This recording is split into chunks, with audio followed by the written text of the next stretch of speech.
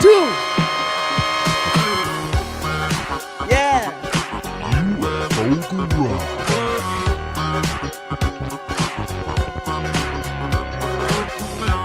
Hey, this is another episode of UFO Garage. I'm Ben. And I'm Joe, and this is where we talk about them UFOs, aliens, and all things weird. What's up? What's up? When I wear this hat, I hit my microphone all the time. Because usually I wear a bandana, so it throws it off. Gotta watch out, man. I feel like it's messing with my depth perception. I don't know what to do. There needs to be a study. Do the bills of hats affect your depth perception? And is that why cool people like Ben wear them backwards? With glasses? When it's sunny outside, I wear a hat backwards. I still shade my face like this. I don't turn my hat back because I don't want to not be cool. I just keep my hat cool side and then shade my eyes from the sun that way. And then little do you know, everybody's like, hey, look at that dummy. Look at that idiot. Actually, sometimes I fully extend it if it's like super sunny. Do them one in front of the other? Yeah, like the Sandlot kid's bill on his hat. Long? Yeah. Yeah, dude. That big ass Leave It to Beaver hat, dude. That shit was awesome. Who was that hat for? Why was it so long? Why was the bill so long? Oh, bro, it was because the sun was a lot stronger back in the day. Oh, well, we all know that. They've done studies. I think the Earth is darkened by like 12% since back in the day. Thanks, in the 50s. Bill Gates. Yeah, thanks a lot, Bill Gates. Oh. Who else can we blame? Yeah. Thanks a lot, Oprah. Totally had something to do with this. Giving people all that free shit. You know how much free shit she's giving away? She's useless. Somebody had to make that in a factory somewhere. She's leaving a huge carbon footprint with all the crap people are taking home and throwing away. Don't you know there's some manufacturing company out there or somebody that works at the manufacturing company like, oh, I worked really hard on that thing. Like, man, they just threw it away? It's like, yeah, your idea sucks. But then there's people who are like, hey, can you just make a really crappy idea so we can sell it? And they're like, yeah. Where is this going? Oh, it's going on the Oprah show. It was just a little trinket, you know. Oh, yeah. Shit, yeah, I got some glue and some toothpicks. I want to know, does anybody in the chat know what the coolest prize Oprah ever gave away was? That's a good idea. Good question. While we're waiting, did they really give away cars? Sorry, I think she did, dude. She did give away a car. Yeah, blowjobs are better. That's all I'm saying. Who's giving the blowjob? I mean, some you know, some person in the factory, some person who is very talented, very respected in the community, crawls from under your chair, and everybody in the audience gets a free blowjob. Does everybody watch? Is this like a personal thing? Are there dividers? I mean, you know, dude, you know how it is when you get a BJ. You just throw the head back and close the eyes, man. You just go for the ride. I don't know if I can focus. There's too many people. It's really noisy in here. Usually I'm okay with it, but like there's 125 of us. It's a little weird. They're still everybody's clapping. Everybody's clapping still. And behind door number 2. Still waiting. Oh, does Oprah have doors? I don't know, man. On her show? Oh, she should. She's like, let's bring out shithead number 1. It's just some dude in overalls like, well, shit, I guess I'm shithead now. I guess I'm that guy. I guess I'm the guy forever. Should have wore something better than overalls with no shirt underneath. Also, why is there a carrot in the front pocket? They said we were going to Buc-ee's. Sure, I done told you we're going to Buc-ee's. They were going to the bait shop, dude. I'm pretty sure that would suck. I always think about that, like those TV shows. Dude, hold on. Let's bring our guest in. Yeah, let's bring a guest in. Go too far. What's up, Carter? Dude, what's up, man? Guys? It's finally the stars aligned for this trio, man. I've been on UFO Garage before when I snuck in with Big Willie, but it is truly an honor to be here with you guys, man. We're an effing tripod, like the girl next door quote, man. Yeah, dude. Yes. Heck yeah. I'm excited. This is going to be a good one, man. It's going to be a lot of fun for sure. Also, we're all wearing glasses. That We is are. neat. We're That all a is bunch of neat. dorks. Hell yeah, dude. 4 eyes, man, but still, I'm looking for that third eye tribe with your pineal gland. Whenever I'm on my hikes, I always pick up the pine cones and I say, guys, just remember, this is in the center of your brain. And exactly the second you die, it just floods with DMT, the stuff that makes you dream. So I am really looking forward to the next chapter, but let's make the most of this one. This is going to be a good chapter. Dude. Yeah. You know, I wonder, like, the longer you live, the more DMT you build up in your brain. So it's like, if there's somebody out there like, hey, we'll just let's see what it's all about now. Well, it's probably be better to wait because there's like more DMT the longer you live, man. You know. I always think that's a good way to like talk a dude off the ledge. You know, Yeah. like, bro, build up that DMT. yeah. Very, very specific.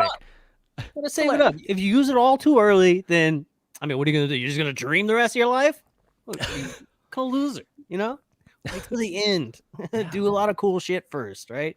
Even like uncool shit. It's almost like you as a person, right? You have your own book, and like even though like maybe if your book isn't that awesome to you, and like there's a lot of like just like negative stuff in your book that doesn't go your way, there's always somebody else that's reading that book like, this is such a good book. Oh my God. I cannot believe the character in this book. It's such a good book.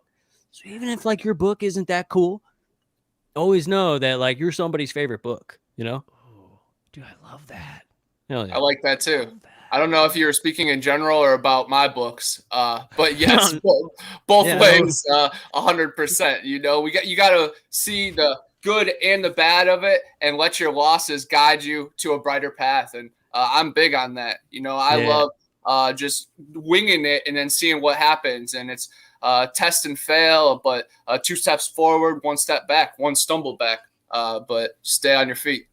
That's right, man. Yeah. Sometimes I just associate words and go on rants. Like you said, chapter, and I was like, It just ended up. I know yeah. about books. I know just about books. I'm an author, and I just didn't know if you were, like linking it to that. So I was like, I don't know if he's talking about my book. I don't know if I should like make a joke that the reviews are pretty decent. I like my book. It's a story about me. It was very coincidental. Let's just say that it was very coincidental. No, it wasn't aimed at you at all. In particular, we're just talking about chapters in our life, and chapters in books, man. I like it. Hell yeah. Tell us about your book, man. Like you said, you had multiple. Yes, I've published 4 books. I've written like 7 or 8, so those are still expanding. But I actually just signed a book deal with Beyond the Fray Publishing, and I'm super proud of that because originally I just self-published them and edited them. I did all the illustrations, and I'm very proud of those. Those are my projects, and I've been able to create some strong pillars with that. But then once they came into the picture, it got really professional. They put hundreds, maybe thousands of dollars into the structuring. The layout is amazing. But the first one is Erie Swamps Road Trip to Eden. It's a journey from Lake Erie down to the Florida swamps. And then the final chapter is the Garden of Eden. And I am huge on the Garden of Eden. If anybody is here, they follow my channel. They know that I've hiked through where 27 of the 28 trees from the Bible are, and where the good book says a delta breaks into 4 rivers. I could point you in that location. So it's a really mystical trail, and it's cool because everybody thinks it's metaphysical or metaphor, but I show you that you can road trip there, and I give you coordinates. But I also talk about how it's brought me there my whole journey, and it's ironic or crazy how the cycle of life, it's brought me to where life began. But all the way from Ohio, lived out in my car, down to Florida, referee sports, and then picked up a lot of freelance work and just survived. And then with that, you meet a lot of people that you need to. All your needs will fall into place, but you definitely have to stumble a few times. I've slept in some sketchy locations, definitely stayed at weird people's houses. And then once I moved down to Florida, I joined a punk rock musical. I became the stage manager, and it was really cool because I'm just a lover of cinematography, cinema, stories, and of course paranormal. So it was about a punk rock band and their final show, but there was dream sequences and there was curses and holy grails and witches and swamps. So it was right up my alley of creation and also this weird stuff that I'm doing. But we did a bunch of seances, and we had a thing called Glass Corner in our kitchen that we just smashed glass to evaporate energy. And it honestly became a famous and favorite thing around Lakeland. Like grown-up people that were respected around town would come and release energy with us. And it became a really cool, wild trend. But then my mom moved down to the panhandle of Florida. So I moved from Lakeland to the panhandle after a hurricane. Everything kind of fell into place. And now I'm right down the street from Torreya State Park, where Stacey Brown filmed The Skunk Ape and Finding Bigfoot.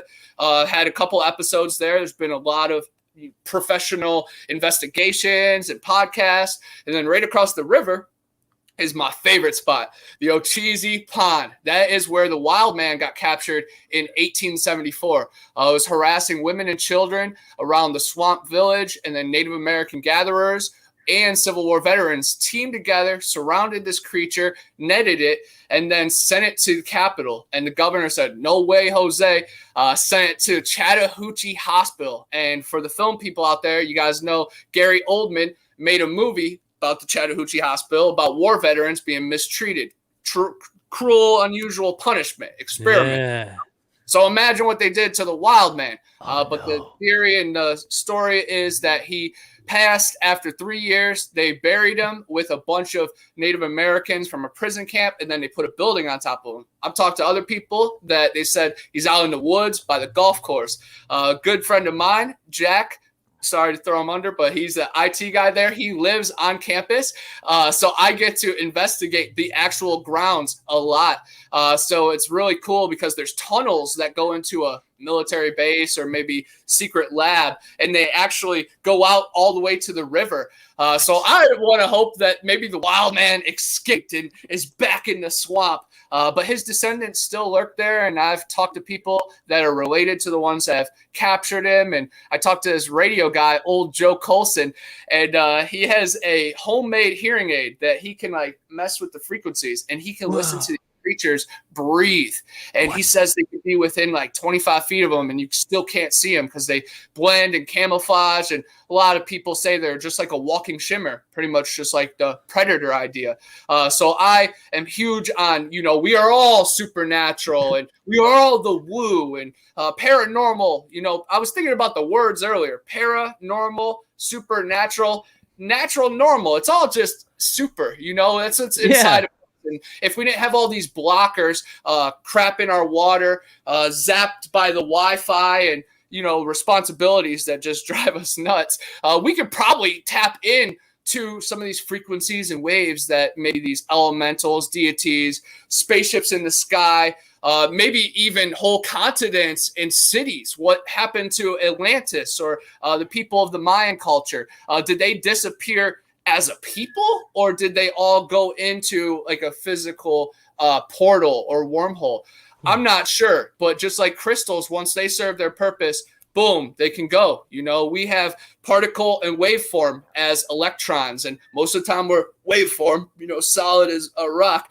But then in our true moments of being, you can become waveform. And most of the time for human beings, the only time is when we die in 21 grams. We turn into our spirit, go through the dome, the firmament.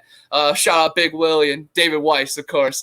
But I am huge on that. Our energy is eternal and it's forever. And, coincidence is the only thing to never exist in this world. Three-headed dragons, spaceships that are carved into petroglyphs, into native mounds, other mounds all the way across in Brazil, in Africa, in Asian countries, and even down in Australia. And then, of course, just the forbidden continents that they don't tell us about.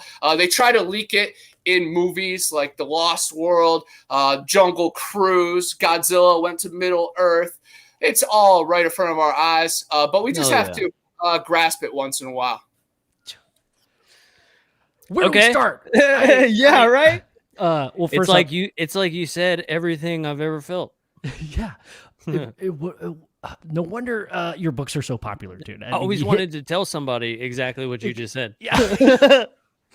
Every time I meet It's somebody nice new, to put it into words, man. I appreciate the open-minded platform to let it spew as well. Dude, yes, let it go, man. Let it go. I love it. I love it. I want to ask you questions about Bigfoot, but I kind of want to latch onto this thing you said at the end, Connor, about the difference between a wave and a particle. I've been like geeking out on like figuring out.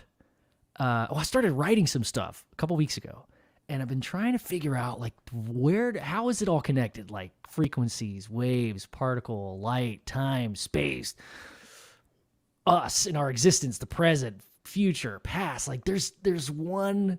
It's got to be all part of one ecosystem. Like where do you sit on that? Yeah, it's definitely all linked together. I think the Fibonacci spiral, the golden ratio, if you look close enough, you can find the correlations pretty much everywhere. And of course, my main thing is Bigfoot, but that links into orbs, that links into lights in the sky, electrical anomalies. Are they following the ley lines? Are they also following or being attracted to Native American mounds? And then where were the mounds placed at? And then it goes to ancient Earth and the subterranean caverns, and even how our football stadiums are placed on certain pressure points to maybe harness energy. So it gets really deep with everything being connected. Literally everything is connected with all of our apps and the minds. I've heard some crazy stuff that like aliens, access the internet, and we've probably communicated with them. And especially now with blind dating and Omegle, shout out to the one time I was abducted. There is so many ways to pretty much break through. And then you start to think, whoa, is half the population reptilians, like TikTok's saying? You walk around Las Vegas or Los Angeles and you start seeing your friends, eyes start shifting. It gets really crazy once you dive in to the rabbit hole. Yes, everything is connected. All the missing people in the forest and all the wars that were planned right in certain locations, TV shows that predictive programming get us all ready. Yeah, man, all the energy is connected 1,000,000%, but it's Mother Earth, 100%, the realm. Everything we've ever known is in Earth. That is my beliefs. That is what my data has led me to. That is what my psychedelic trips has showed me. This is all Earth. We all are inside the realm. So even the farthest lands, still Earth, guys. And I take power in that. And I think they're hiding that from us because there is power in the soul. We are not an accident. We are made in the Creator's image somehow. And maybe how you gain ground is through the cryptids and maybe the ghosts or white noise, the other side, because they don't have the same limitations and boundaries. It's just like if you could ask a dog or a cat some questions, you would definitely seek some enlightenment. So I'm big on this is my church, this is my Christ. And if anybody wants to laugh at it, then I'll bring up they are descendants of Cain. Joseph Smith, who created the Mormon religion, ran into Cain in the 1800s, and he was as tall as him on a horse covered in hair. That doesn't make me Latter-day Saint, but that makes them all, the wild thing, descendants or connection. So this is just really serious for me, and little baby Jesus was on St. Christopher's shoulders. So I'm just huge on the religious, the science, the real life, the urban legends, the folklore. It all connects. So for skeptics, and I don't know, they have to cover their eyes and their ears. I take them as serious as giraffe skeptics. Like, you don't believe in Bigfoot? Like, are you serious? Have you not listened to even my channel? Like, my TikTok has proved Bigfoot. But if you just really take a deep dive, there is credible reports from police officers, firefighters, military veterans, land surveyors, loggers, bus drivers, truck drivers, college students, people that have graduated with dean's lists. The list goes on and on. Yeah. And people are just not well researched, of course. And as you guys know, there's new UFO footage every single day. Some of it is being generated, but there is so many countries and so many eyes to the sky, and so many of these that there is so much footage going around, man. And yes, this bottle is just being shaken up, and I'm ready for it to explode, man. Heck yeah. Yeah, dude. I feel the same exact way. All this stuff is definitely connected. You know what I'm saying? Like, you know, at first Ben and I were like, yeah, the flying saucers, right? And now I got like fucking crystals and shit in my house and like giant necklaces, like for no reason, right? Like it's all connected. And you're like, how did this happen? Right? But it leads you down the path. And then all these paths, like each it feels like all the big topics are like big stepping stones, but like each of these stepping stones have like a million different paths that you can take, and they're all leading to the exact same thing. You end up just circling the entire thing over and over, just in different paths. You're like, wait a second, but then that means this. Yep. Oh, but then that goes with that over there, which had nothing to do with what I originally was talking about, but now it totally connects.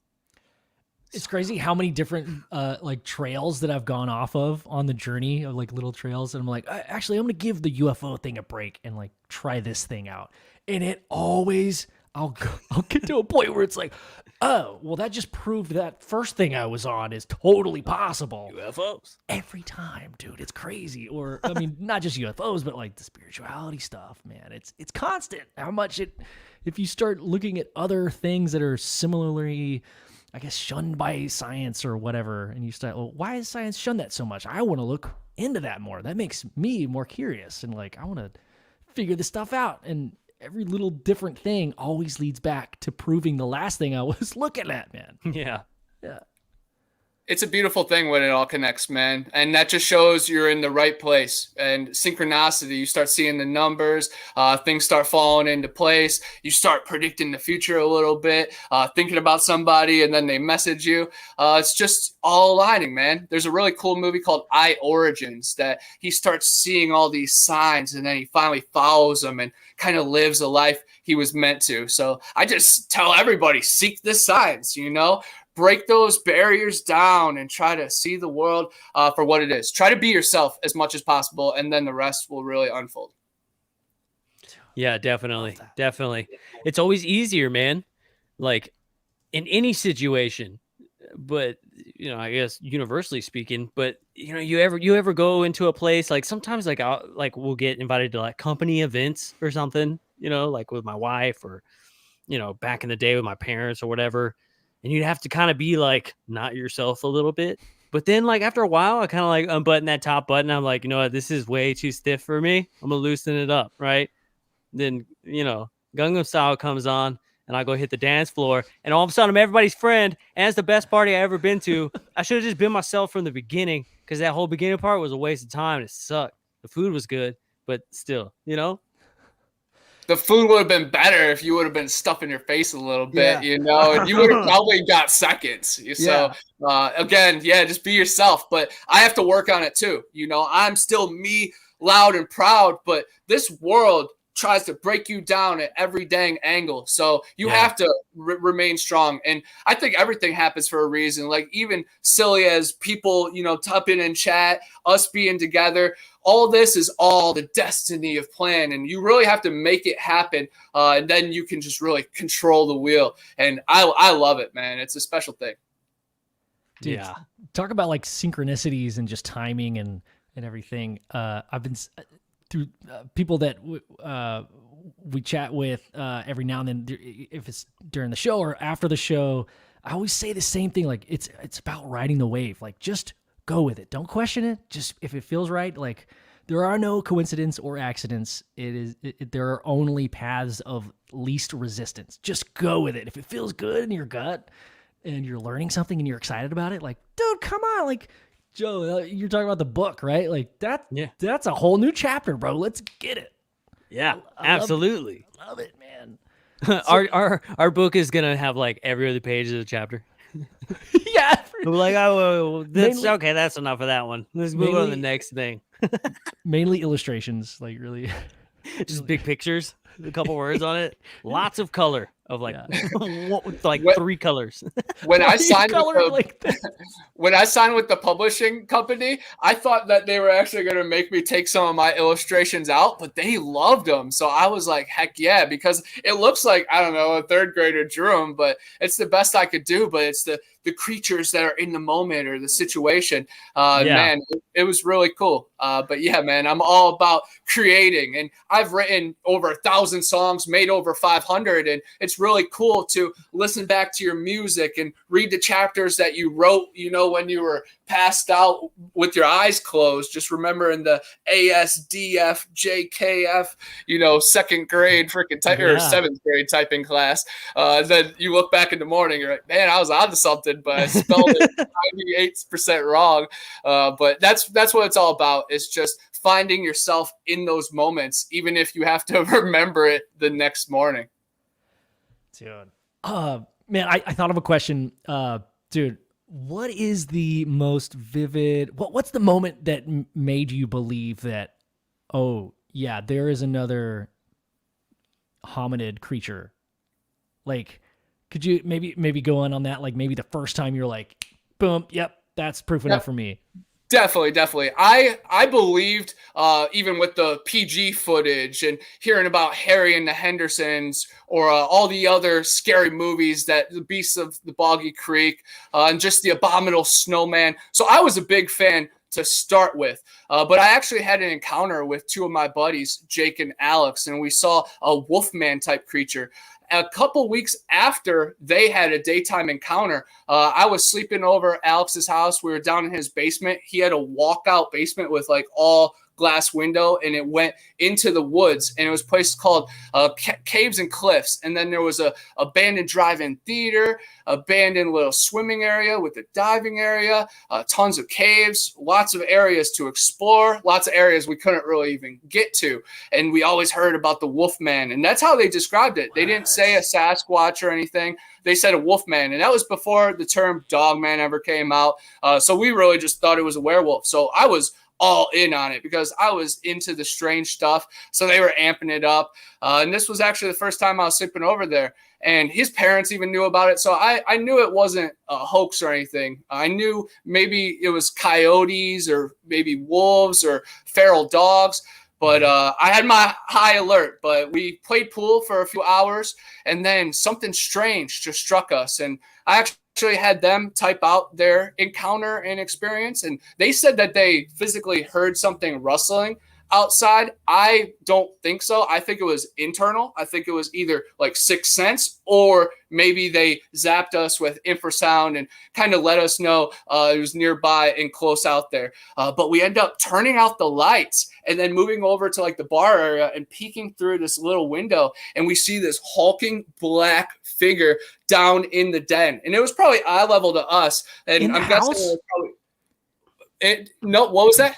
In the house? It was inside. No, the it wasn't house? in the house. We were in the house. Yeah, we were in the house, and we were looking out the window, and it was back there in the backyard, staring at us, watching us. And you could just see it was huge, blacker than the blackness behind it. And again, those guys said that they saw his eyes glistening and glowing. I honestly don't remember that. I was just frozen. Don't remember how long, but we dove into the staircase for a little bit. We end up creeping out after a few minutes, looking out, turning the lights on, didn't see him. And then we try watching a movie, and we end up having to go all the way upstairs before we go to sleep, sleep up in Alex's room. And then the next morning, his mom, who was real religious, really by the book, said that, oh, why'd you guys have to sleep upstairs? And we said, we saw the creature. And she said, yeah, we've heard man-like owl calls pretty much every night since they moved in. And I've tried to contact like a couple of the neighbors, like a couple of the girls that I knew that lived over there,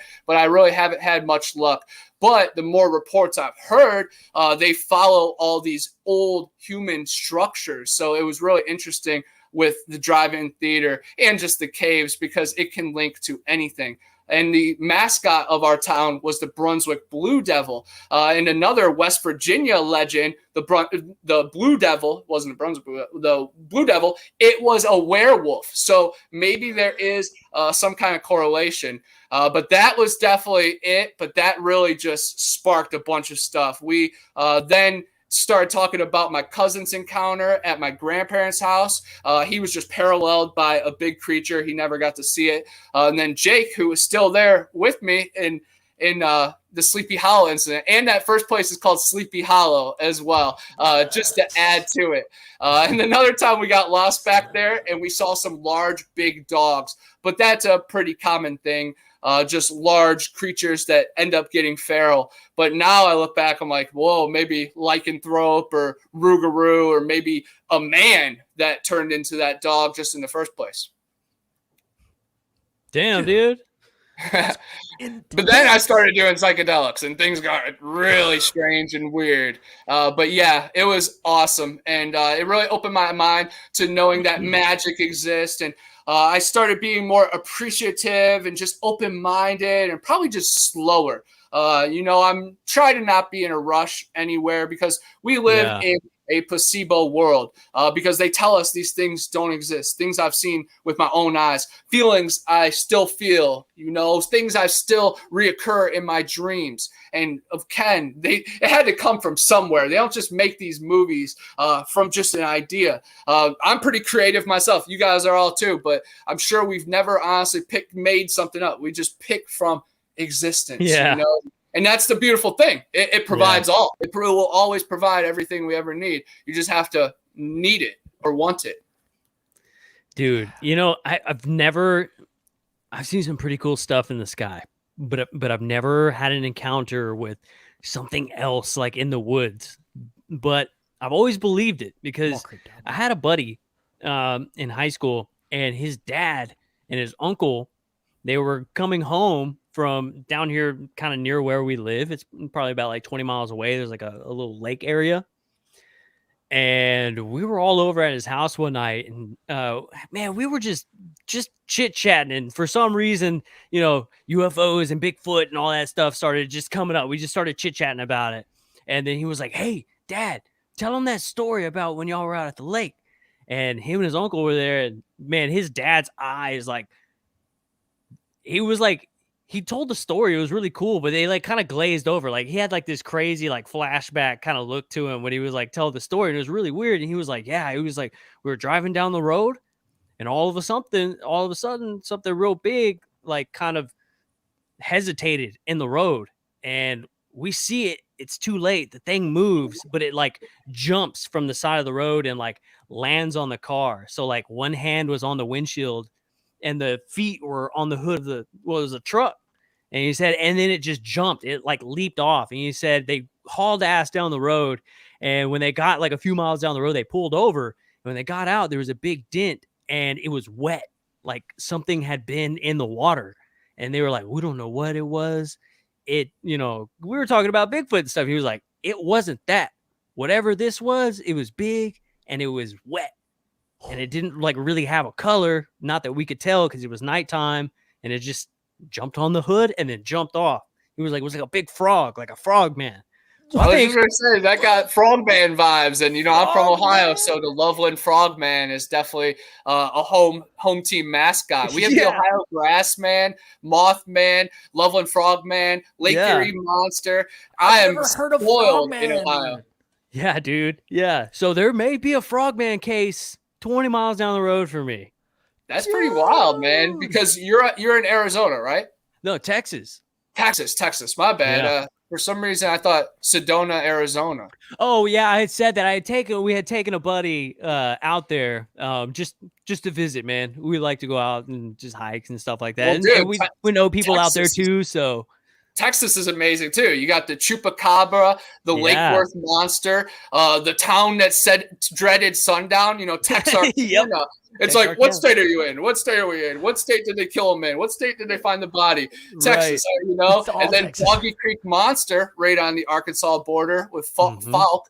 Man, yeah, it's really cool. And then sadly, there was a Dogman case down in Brownsville where someone got opened up. Really scary and sad. Kind of similar to the LBL situation up in Kentucky where they found someone up in a tree after a werewolf got to him. So this is all like very serious. Like I love talking about it, but people have lost their life, and people who are naysayers, I would love for them to either go to like a Native American reservation and say to someone's face that you don't believe them, or maybe speak to a professional, or maybe just an older woman that, has gone through something very traumatic and maybe seeks therapy, and then hear her story, and then call her a liar. Like these people think they're so bold through a little keyboard. I dare them to do it in real life, because in real life, it's there, guys. It's there. So of course, everybody here watching now, premiere, all good. We all on the same wavelength, but I know this message is going to be speaking to skeptics, naysayers, fans, prophets, aliens, and even more things out there in the future. And they're probably going to try to go Fahrenheit 451 on it, just like the books and all the podcasts. They're going to try to wipe it, all the free thought, but let's try to keep it going and try to spew that free thought. That's what I'm big on. Like they can't kill all the conspiracy theorists if all of us are onto it, Right. So just keep on to the right path, everybody, and spread that knowledge loud and proud. Even if you feel stupid in your situation, your encounter, if it doesn't come out perfect, who cares? It can really help somebody in the shadows. You never know. So definitely just swing. You might hit out of the park. Dude, I always find myself in a situation where somebody will ask me a question, maybe somebody who's not even like into the topic. They just know that I'm into the topic. And then I'll think about it, and then I'll say it out loud. And then immediately in my head, I'll be like, man, that sounded a lot dumber when it came out of my mouth than it sounded in my head. In my head, it sounded really smart, but damn, like, I don't know. It's almost like it's hard to find a starting point with people who just aren't, it's just not a thing for them, right? As somebody who's really into certain topics and things like this in the paranormal world, it's always hard to find a starting point. Like, where do you start with this, right? You have a starting point. Everybody has a starting point, but I feel like with this topic specifically, you have to have your own starting point in order to really grasp it, because then you can kind of move around in whatever direction you want. But like, if you're like, hey, can you tell me something about this? I want to have a starting point. It's like, dude, I can't. You almost have to discover the journey for yourself. Because if I tell you, you're not going to want to look at it. You're going to be like, that's dumb. It's so true. It is a personal journey. It really is. It's weird. Yeah, it is really hard to like start that conversation, because like somebody could say, tell me about like, I don't know, an abduction case. And you could say, well, there was this guy on a river and there was robots and they were like hovering. It's Pascagoula is the name of the town. And like, you're already digging yourself a hole with that one. Yeah. It's like, unless you're talking to somebody that knows about that case, about the Pascagoula case, all you have to say is Pascagoula. And they're like, oh yeah, love that case. Right. Yeah. Which, I mean, brings me to the next thing, Connor. You said you were recently looking at, you were out in the field doing some investigating out there. Yes, I love the Pascagoula River incident, and actually just talked to someone that was related to one of the abductees, the non-military veteran. So I don't think it was Hickson. So he said that they were abducted because the extraterrestrials wanted to have knowledge on war. And then his uncle, his long-lost uncle, was just there by happenstance, and they brought him up too. But yes, it happened in the 70s. 2 men got abducted on the Pascagoula River in Mississippi, and more than 200 people witnessed a spaceship from the ground. So yes, something did happen, but they brought them up, and they woke up in a really bright white room, and there was this giant eyeball that was just moving around, and it was some kind of like AI and robotic futuristic alien technology. Yeah. It just kept moving around. And then 3 aliens appeared, and they were like grays.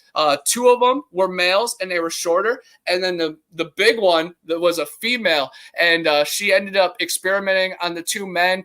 Didn't hurt them, but did some weird things to their bodies, like right to their eyes and stuff. Really cool. And then they came down and they told their stories. They were all over the news back in the 70s. And of course, a lot of people said they were hoaxers, but then other people said that night they saw lights in the sky. So it started correlating. But yes, I went to the Pascagoula River, and I was really looking for the Rougarou, of course, the werewolf of the Mississippi swamp. And I went on a gator tour and was talking about that to the head guy. And my actual captain, I'm pretty sure his name's Sam. I have a picture with him.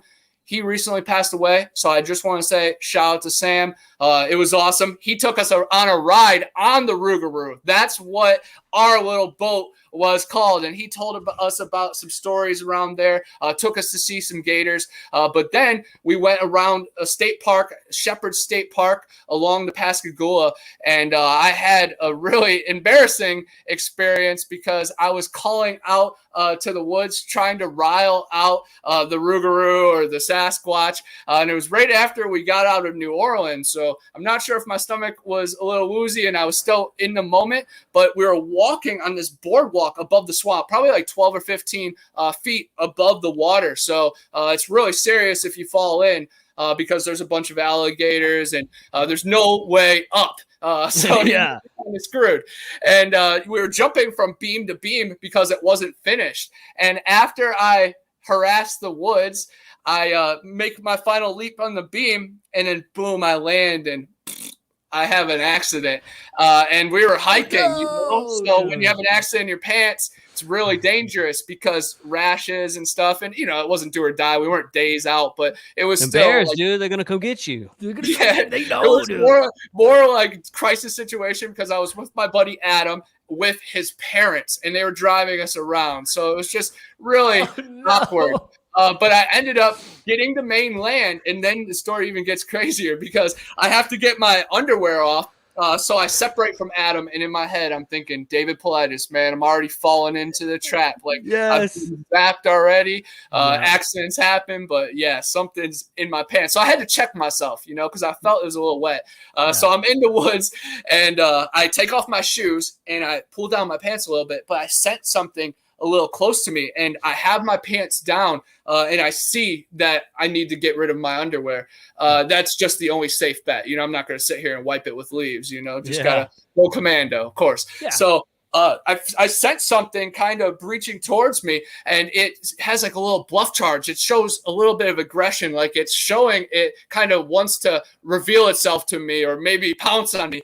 So I do like a quick drop, bury it under leaves and pull my pants up and then run back. But like, I don't want to say it ran at me like full speed, but I felt like it, you know, was juking at me. And then I run back to Adam, and he's like, well, yo, what was up over there? And I'm like, nothing, man. He just thought I was me, you know. And then like, I still don't even know if he's read that chapter because, of course, I didn't tell his parents or anything. But they honestly see my Facebook post more than he does. So hopefully they're live and direct right now, and they're like, okay, that must have been that smell. But even when we got back to the outhouse, I asked to like go to the bathroom, and his parents are like, you're a man, you know, or something like that, you know, like pretty much like you could pee outside. And I was like, nah, number two. But really, I had to just finally get some toilet paper and wipe myself correctly. And and I forgot that I used my socks to wipe myself. See, no one thinks about that. You have a towel. You have a towel built in. It's on your foot, man. They're like, dude, you smell weird, and now you're only wearing one sock. What's going on here? You know, you may have to make an edit to your book. You may have to recall it and make a little small edit in your book and put in the book. It's a good thing I had already shit my pants because when I encountered this other thing, I shit my pants again. You know? Yes, I couldn't tell if I was still leaking from before or if this was a new. Turns out the previous shit was a blessing in disguise. Because I shit myself again. So I would have like the thing I would ask is like, okay, so you saw a swamp ape and you were so scared you shit your pants, and then you say, no, I shit my pants before I saw that. That wasn't even that scary. I pushed that thing off from probably like 50 yards away. But now I am respectful with calls with intent because honestly, it was with intent. I was like marching loud and proud, trying to mess with Adam. Adam was a college football player. Everything's just serious and tough. I'm trying to scare him, and I end up getting scared. It's the oldest trick in the book. But yeah, I never try to rile people up in the woods anymore because the woods will always provide. But it was a wild story. Definitely an embarrassing tale, but it happens to the best of us. And I definitely want to raise awareness because those rashes can be serious. And Dude, even if it sometimes I shit happens, myself for fun, Yeah. Dude, oh yeah, man. You don't feel like getting up that day. You're off. Nobody's home. Just gonna shit myself right here. I saw one of the first questions in the chat even before it started. I sadly forget who it came from, but it said, wonder if any hunters have came across any Bigfoot poop. And I have photographed and held some big turds for sure. Even today, live on TikTok, I had big turds in my hand. But one famous Bigfoot turd is up in Tennessee, Georgia, the Expedition Bigfoot Museum. I filmed it, and I make a really funny joke about how that thing must have got into some Taco Bell or to Chipotle. But they have it in a glass case, and it is like 27. Excuse me, it's making me gag. It's 27 inches long or something like that. And you got to think that guy was just pooping, and he was like walking with it. I don't know, but dong has definitely been found. But if we're talking like DNA from poop, it's basically worthless because just think how much DNA Sasquatch would eat in one day. And there is a lot of comparisons and contrasts about it. A lot of people are like, oh my gosh, Sasquatch would have to eat so much, to feed himself. He's so big. But Owlman, he's a connected man to Sasquatch, and a lot of other people that talk about big animals, they know how to work their digestive system. And a creature that knows when it could be pregnant, of course, knows how to energy food, just like Kim Jong-un. That guy doesn't even go to the bathroom. He works so hard. It just goes and evaporates. So, me personally, I'm trying to work for that, but I think the Sasquatch definitely has his crap and pee under control. But they definitely use it as marking. I've smelt horrible urine out in the forest, and it definitely could be big cat like jaguar, panther, even bobcat, but sometimes I think it's Sasquatch, and maybe they can spray like cats and like skunks, and maybe they even have pouches like some birds and kangaroos, and if you look inside of that, it is really natural, cozy, and protective and cozy, and you would think a creature that ultra evolves, it's definitely a possibility. But even if not, they're so big and so warm, man, you wonder. A real fun question would be, wonder what their body temperature is. So next time I'm going to try to just close my eyes and leave just like a thermometer out there. Put it under your tongue, homie. Man, I would absolutely love to see like a regular sized toilet with a giant Bigfoot poop on it. Like, like I have a question about the poop. You're just walking through the forest, you see a regular sized toilet with big what did you say? 18 inches? It's 27, I think. It's big. It's like a big glass case. So a big 27-inch poop on it? That'd be hilarious. I have a question about the poop. Are we talking like log size, or is this like cow patty? It's thick. Yeah, it's log size. But I'm sure, depending on what they eat, I'm sure sometimes it comes out like a cow patty. I have heard they like lima beans, pawpaw leaves. Of course, they like red apples, meat they've taken from me. I've gifted many things, pretty much all those things I just said, minus the pawpaw leaves. I haven't been able to get my hand on those. But cannabis, satsumas, which are seedless oranges. And what's crazy is this is the capital of the satsuma world. They tried growing it down South Florida. It doesn't get cold enough, and it has to get cold to get sweet. And they actually came from Asia. Through the Louisiana port. So again, you got to think maybe the Rougarou from the Honey Island swamp might be one of these Florida skunk apes mates, because they're following the satsumas, y'all, the seedless oranges, the spliced goods. I'm always following sweet fruit, man, especially when I'm in the wild. If I'm in the wild, I'm following the sweet fruit. That's how you know Bigfoot and like skunk apes don't have HEBs, dude. Yeah, because that's where we always go for good fruits. It's the Texas home farm to market. That's right, dude. Carter, you probably don't even know about HEB. HEB is the best. I don't know if you know that. Yeah, they send a guy out to a farm every morning to go pick stuff, and he comes back and puts it in those little crates. It's like the big grocery store here in Texas. It's called HEB. Yeah. Yeah. That's super fresh then. Kind of like Publix down here in Florida or Giant Eagle up in Ohio. Yeah, the fresh goods is where it's at, man. Yeah. That's what's awesome because like I grew up with my grandparents' farm, really not nearby, but close enough that we always had meat in the freezer and we always had vegetables. So I feel like luckily I didn't get hit by the Bill Gates, Bob Saget GMO stuff. Bob Saget. That goddamn Bob Saget. God damn it. He's still just ripping and ropping in his old age. Just fucking shit up, man. Damn. If you spell Saget and Gates, it's the same words. And if you look at them nearby, it's like the Gemini Man. We could get real weird. I felt like that silence was like, I don't know what I'm talking about. I definitely didn't know what I was talking about. Bob Saget, we're talking about the guy that just died. Yeah, dude. Okay. You were thinking about Bob Barker. Okay, that's who I thought I was talking about. Happy going the Price is Right. Bob Barker. Oops. The price is wrong, bitch. Yeah. I think that took place in Florida, at least some of the scenes, because there was that alligator that bit, old Carl's arm off. Yeah, dude. Chubbs. Yeah, good old Chubbs. It's all in hips. What are you doing? Just easing attention, baby. Just easing attention. We'll go ease it on someone else. It's such a good movie. Oh my god, dude! I'm looking at this Casper ghost, the Casper clip, the crumb cake, and it's making me laugh. The crumb cake? You want to play it? Yeah, dude, do it. Okay. Oh yeah, it's has nothing to do with what we're talking about right now. Piece of cake. Yeah, it's a piece of cake, piece of. There's no problem. Imaginarium of Dr. Parnassus. Did you guys see that one? Heath Ledger's final movie? I didn't see Imaginarium. No. Yeah.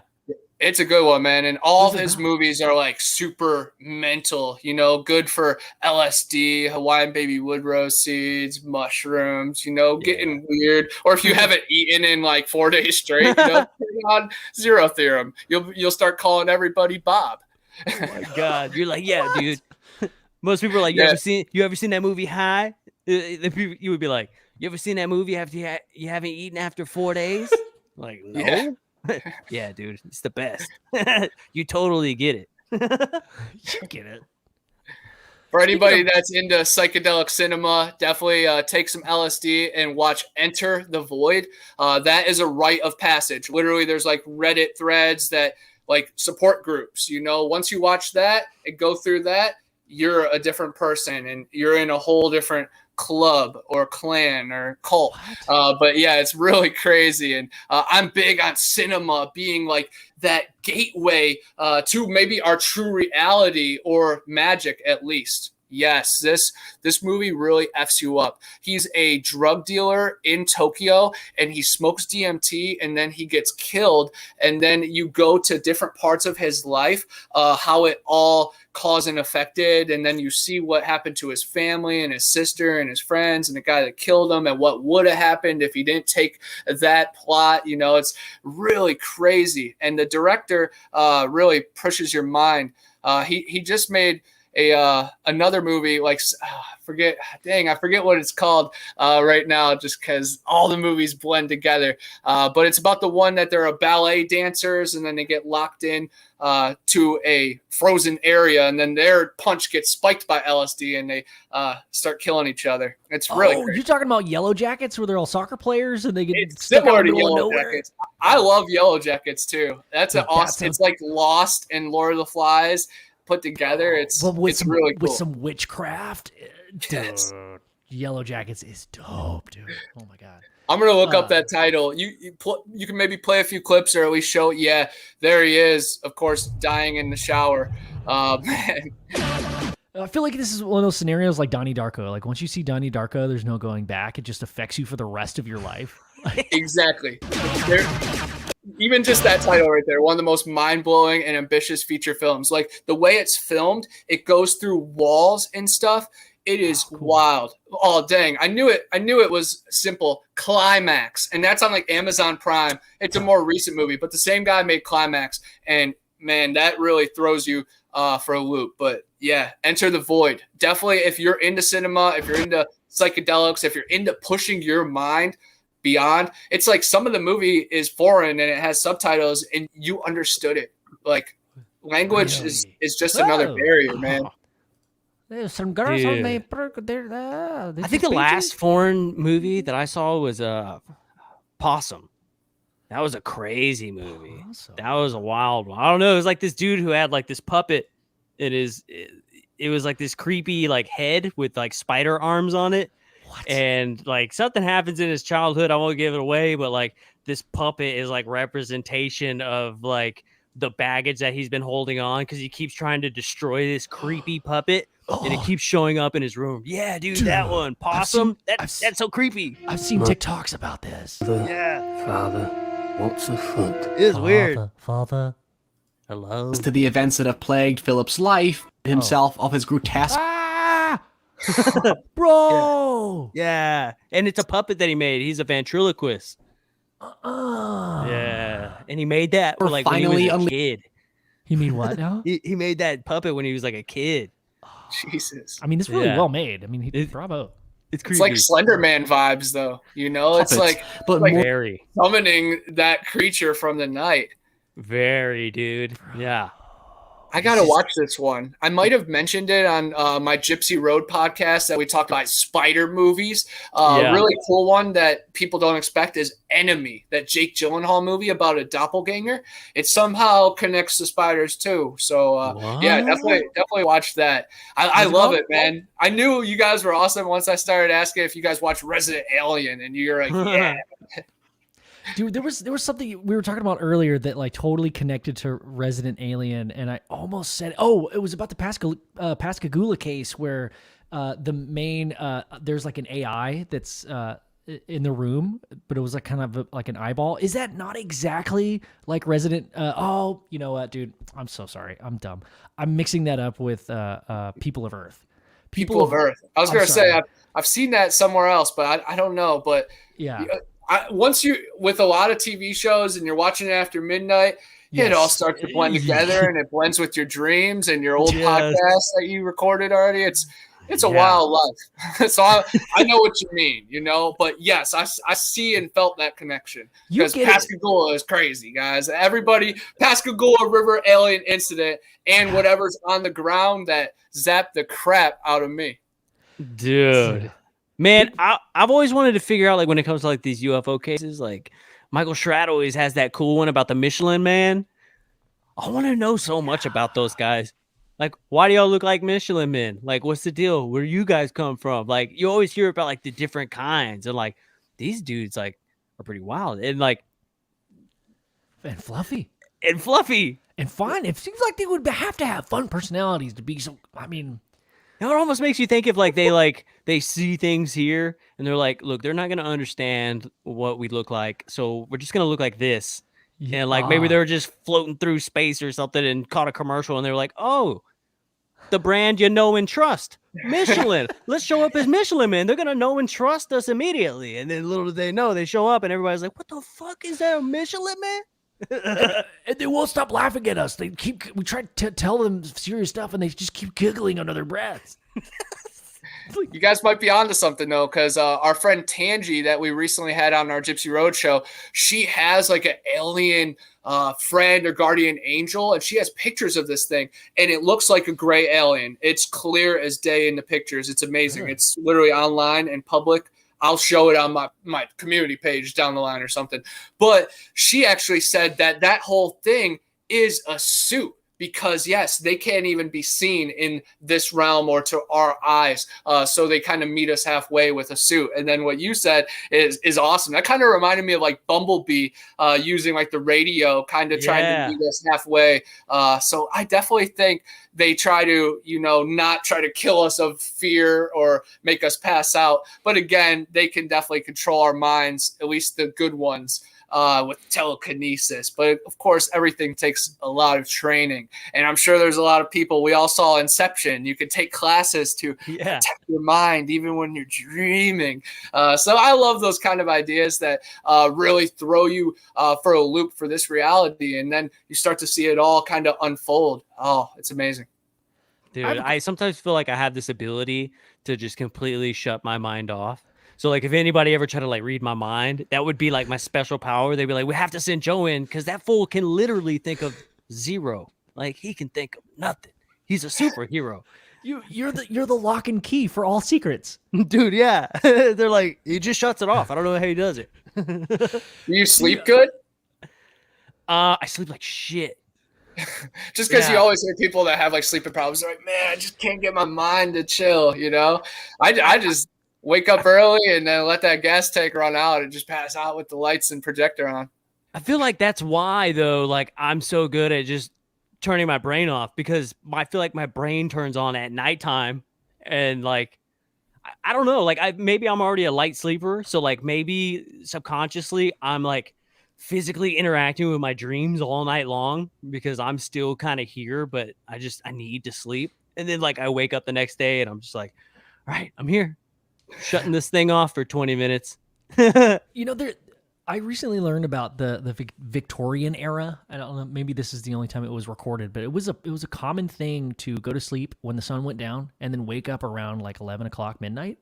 And then just hang out, maybe have some tea or cookies, and just hang out for a few hours, and then go back to sleep at like 3 or 4 in the morning. Yeah, there's 2 sleep cycles. Yeah, I did not know that until very recently.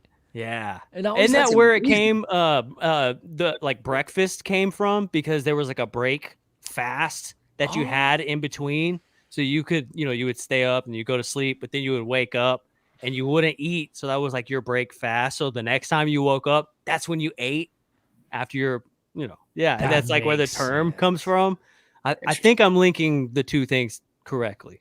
I think I could be wrong. Or is it a fast break by Reese's? It's a delicious candy bar. It's completely different. Yeah, no, this was Victorian age. I like that though, and it's into words, because we spell words. We are all witches with our spells, and we write in cursive. It's amazing, when you break it down to the words. But yeah, that's truly amazing because I've been trying to preach, siestas, and I want a midday nap so I can, write something down for free when I wake up. Because when you wake up, man, you get that free energy. So stay away from lights, stay away from your phone, get a journal, just jot it down, and see who you are in the morning, and take that time to just really take it to yourself before you give yourself to that world. And I want to stress that to everybody and myself, because we're always just like, oh, let's get after it. But no, slow down a little bit. This is your life. I'm a grumpy bastard every morning. Every morning. I'm like, no. Traveling with Joe it's such a blast. I mean, honestly, like it's so I'll sleep funny. anywhere though. It's so funny, dude. Like you in the morning, Joe, you're like a completely different person. We've done a lot of traveling together throughout the years, and like it's so funny. Joe, like in the morning, just a man of very few words. And if you say the word bacon, oh, he's up and out of bed and talking and ready to go.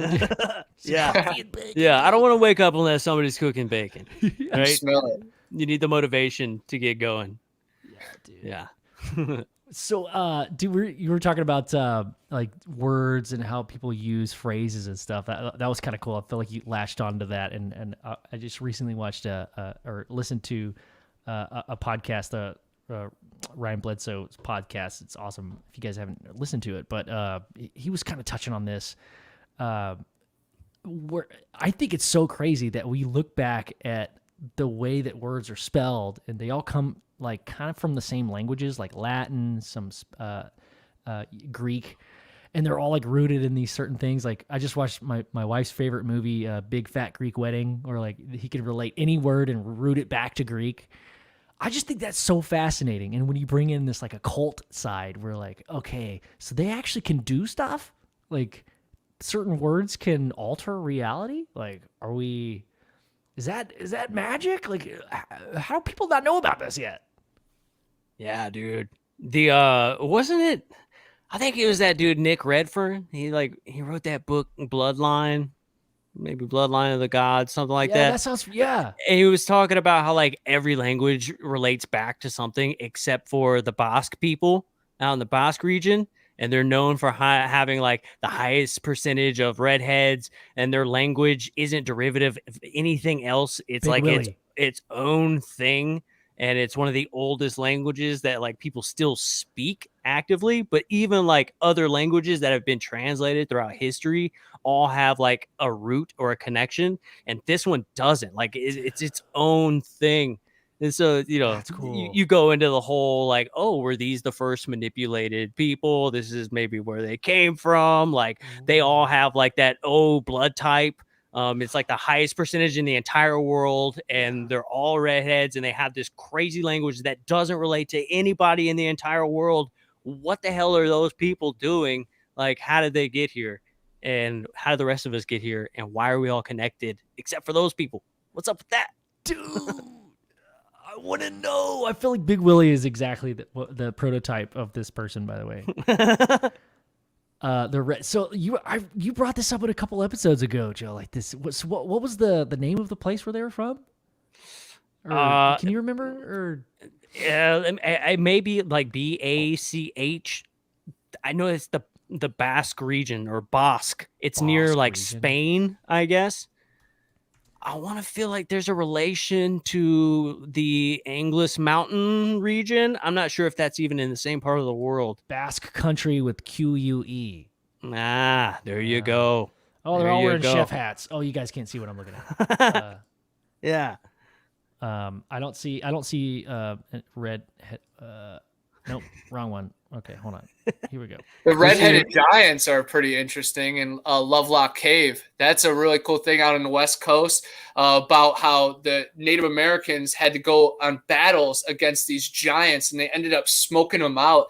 And then the Humboldt Museum actually has like 3 or 4 of their giant skulls up recently. They had new ownership, so they put it underground. But yeah, man, it's really cool hearing all the stories of the red-haired beast. So maybe there is some kind of connection to the Basque people and the people with no binds to their language. It's pretty interesting. Sasquatch, of course, has their own language. It's called samurai chatter, and it's tongue clicks and indigenous words, grunts, and also just loud grunts, kind of like a samurai master, how they do it. And there's different theories about how the Asians worked on the railroads in the early Americas, and maybe the beast, heard it from them. But I think it goes way beyond them, and that is just maybe goes to the Great Wall of China and the Battle of Dragons, and even in the Mummy 3, the Yeti and the Abominable Snowman is really close to the monks and the Buddhists. So it's very interesting seeing the combination of the Himalayan giants and people themselves, and then even in America, the Hoopa tribe, and then them living with the giants. And David Place wrote a book about it, but that's in the Bluff Creek area, that same plateau. Dude, yeah. You know what's really fascinating I've been thinking about lately is there were so many people here in the United States before Europeans and Spaniards came here. Like they were doing fine. There were a lot more of them. It is crazy. My buddy was telling me about this podcast called like Twisted History or something. And it kind of goes into like the Native American tribes that just covered the entire United States. I mean, earlier you were talking about like burial mounds, America Before with Graham Hancock, that book. I don't know if you've read that one. So interesting, dude. Like tying back in these lineages of everybody's human in some sort of way, right? If we talk about humans, we've got to be related, if not the same exact genealogy, but just a little tweak here and there, right? Yeah. And then just like people, I don't know. I love the idea that they were doing just fine here. But it really sucks to we just like came and said, hey, well, we live here now. Anyway, that kind of went on like a a bummer note, but Good job, dude. sorry, dude. I'm just saying, like, there's like so much happening here in the Americas that we just don't know about. But I'm so curious to learn about. Well, also though, if there's so much going on that we don't know about, do we know they were doing just fine? No, I guess. I mean, it could have like totally like been like really shitty. They were like, you know what? We're not doing fine right now. We do like, not this have is really free hard. health. They still didn't have free healthcare. Still, They it's were been a long definitely time. savages, but they were definitely closer to Mother Earth than us. And they didn't have all the petty distractions and some of the evil stuff that has transcended in modern humanity. But what I love is, where did the Native Americans get their spirituality from? Where did they get their medicine from? How did they learn all about that? And that's where it comes into the sun worshipers, the mound builders, the race of giants that pretty much has been found in all the known lands. And I've narrated over 10 hours worth of articles that have been in newspapers decades apart, front page, back page, side column, this state, that country. So back in the day, it was just news, and they had correlations in details, how they'd be in a seated position facing the east, covered in rubies and copper, surrounded by precious other gems. It's a beautiful thing. And even Abraham Lincoln talked about Niagara Falls was flowing even before the race of giants existed. And it's crazy that, so much has been swept under the rug. It's Smithsonian, just evaporated most of it to dust. But I will still, stand tall with the mound builders and Land of the Giants. His thing is Giants of Ancient America on Instagram. He has found over 1,000 newspaper articles. And even if 95% of them are BS, 5% are still real. But all the correlations, they are accurate. And I'm from Ohio, land of 10,000 mounds. Has the Serpent Mound, and all the other ones that correlate, they align with the summer solstice and the winter equinox. And it's a beautiful thing and powerful thing. Down in the Ohio Valley, Moundsville and Wheeling, right by my grandparents' house, they have a giant mound that they found large skeletons out of, and there's pictures of them that go up to 11 feet tall, 12 feet tall. And it's right across the street from the most haunted prison in America, the Moundsville Penitentiary, where Charles Manson's mom was captured. That's where, or not captured, but held. And then little Charlie grew up there. And that ground is on a Native American burial site. So they were, beheading guys and put them in the electric chair on the site, harvesting all these energy. It gets super weird. But down here, I hang out at the Chattahoochee Mound complex a lot. There's one central mound and then 6 in a semicircle around it. Same thing. It aligns with the moon and sun. Every 28 days, the moon and sun create, a perfect little infinity sign. And of course, women, their cycle is every 28 days. So if you really get in tune, you can be a lunatic, someone getting lunar energy. But yes, the mound builders are the most important thing. But the bridge to the mound builders is the Native Americans. And I wonder why they're getting rid of the Washington Redskins and the Cleveland Indians. They're trying to evaporate a whole race of people. So it's like pale-faced people found America, because they've already stole America once, because the mound builders had America, and then the Native Americans, and then Christopher Columbus, he's still never even been to America. It doesn't even exist. So guys, the establishment is silly. If you believe the government, come on, grow up. Yeah, man. Yeah, we all know Columbus Day was established in the 50s, man. Yeah, man. It's ridiculous. Dude, hold on, Ben, take it. My mind I just was just gonna say something dumb. something just slipped my mind. I had a really good question. God damn it. I I do this all the time. I remember one of the first history tests I failed in school in Escuela growing up, and one of them was like the answer was Christopher Columbus. And I think I wrote down like that dude about clouds, something like that cloud guy. Like that was my answer. Yeah, and I got it wrong. It was not. I was thinking we were taking cloud classes at the same time.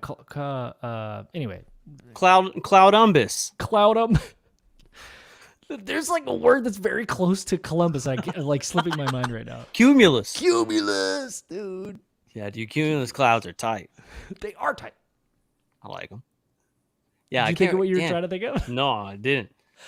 We went down so many paths there for a second. I can't remember now. Definitely happens. Today I was Yeah. filming some chemtrails and then my file corrupted. So, man, I'm scared of the freaking light bulbs once in a while. So I feel bad once I can really unfold on some people. You know, like EF Bud and Flat Rock Booger, they're in the chats right now. They've, camped with me and they've heard some of my far out stuff. So they hear a million miles per hour, but they also see the cold me in the morning, after a bowl rip and just with my hoodie, and with the hood closed with the two pouches. So it's funny, the yin and the yang, of course. Yeah, for sure. Yeah, I'm always thinking outside the box because, once you do 7 hits of LSD, they say you're clinically insane. So, I'm already like 12-fold of that. Crazy. And then, you crack your neck hard enough, you start really, tripping a little bit. Yeah, And you start flashing then, back and HEB. Yep. And then the electricity goes off in your mind, and then that brings in the elementals and the cryptids, because you got to think that the Native Americans, the ancient people of all the other continents, when they were around a fire, when they were playing music, they were using those parts of their brain, and these creatures, they could see vibration, so it's going to just bring it towards it. So I'm big on testing the waters with that. There's a really cool tea you can make with Hawaiian baby wood rose seeds. You can buy them legally, and the ancient people used to actually drink the tea, and you kind of get sick, but you can communicate with the other side. And I've definitely had some spiritual and cryptid experiences through that. But of course, that is for us warriors out there. Yeah. I just want to open doors for people to know that there's other avenues of thinking and research, and that's what we're definitely trying to push forward, because that's what the ancient people were all about, was vibrations, and we're getting so far away from that in modern time. So again, we're just trying to remember from where we once were. Yeah, dude, I ate a handful of morning glory seeds one time, and that was crazy. Yes, Like, Hawaiian baby wood rose so is the same molecule, so that's awesome. Yeah. Bro. Yeah, I was like, oh, my stomach hurts so bad. And then all of a sudden, there was all these damn colors everywhere. And I was like, oh, and it lasted for like 15, 20 minutes. And then it went away. I was like, oh, man, it was a lot of pain for like just that 20 minutes. But it was so cool at the same time. It got real hot, I've never like done peyote, but I've heard people explain it to me. And it sounded almost the exact same. Like it was wild, dude. It was wild. But dude, so down there on the Chattahoochee, I hear it's hotter than a hoochie coochie. Can you confirm or deny that?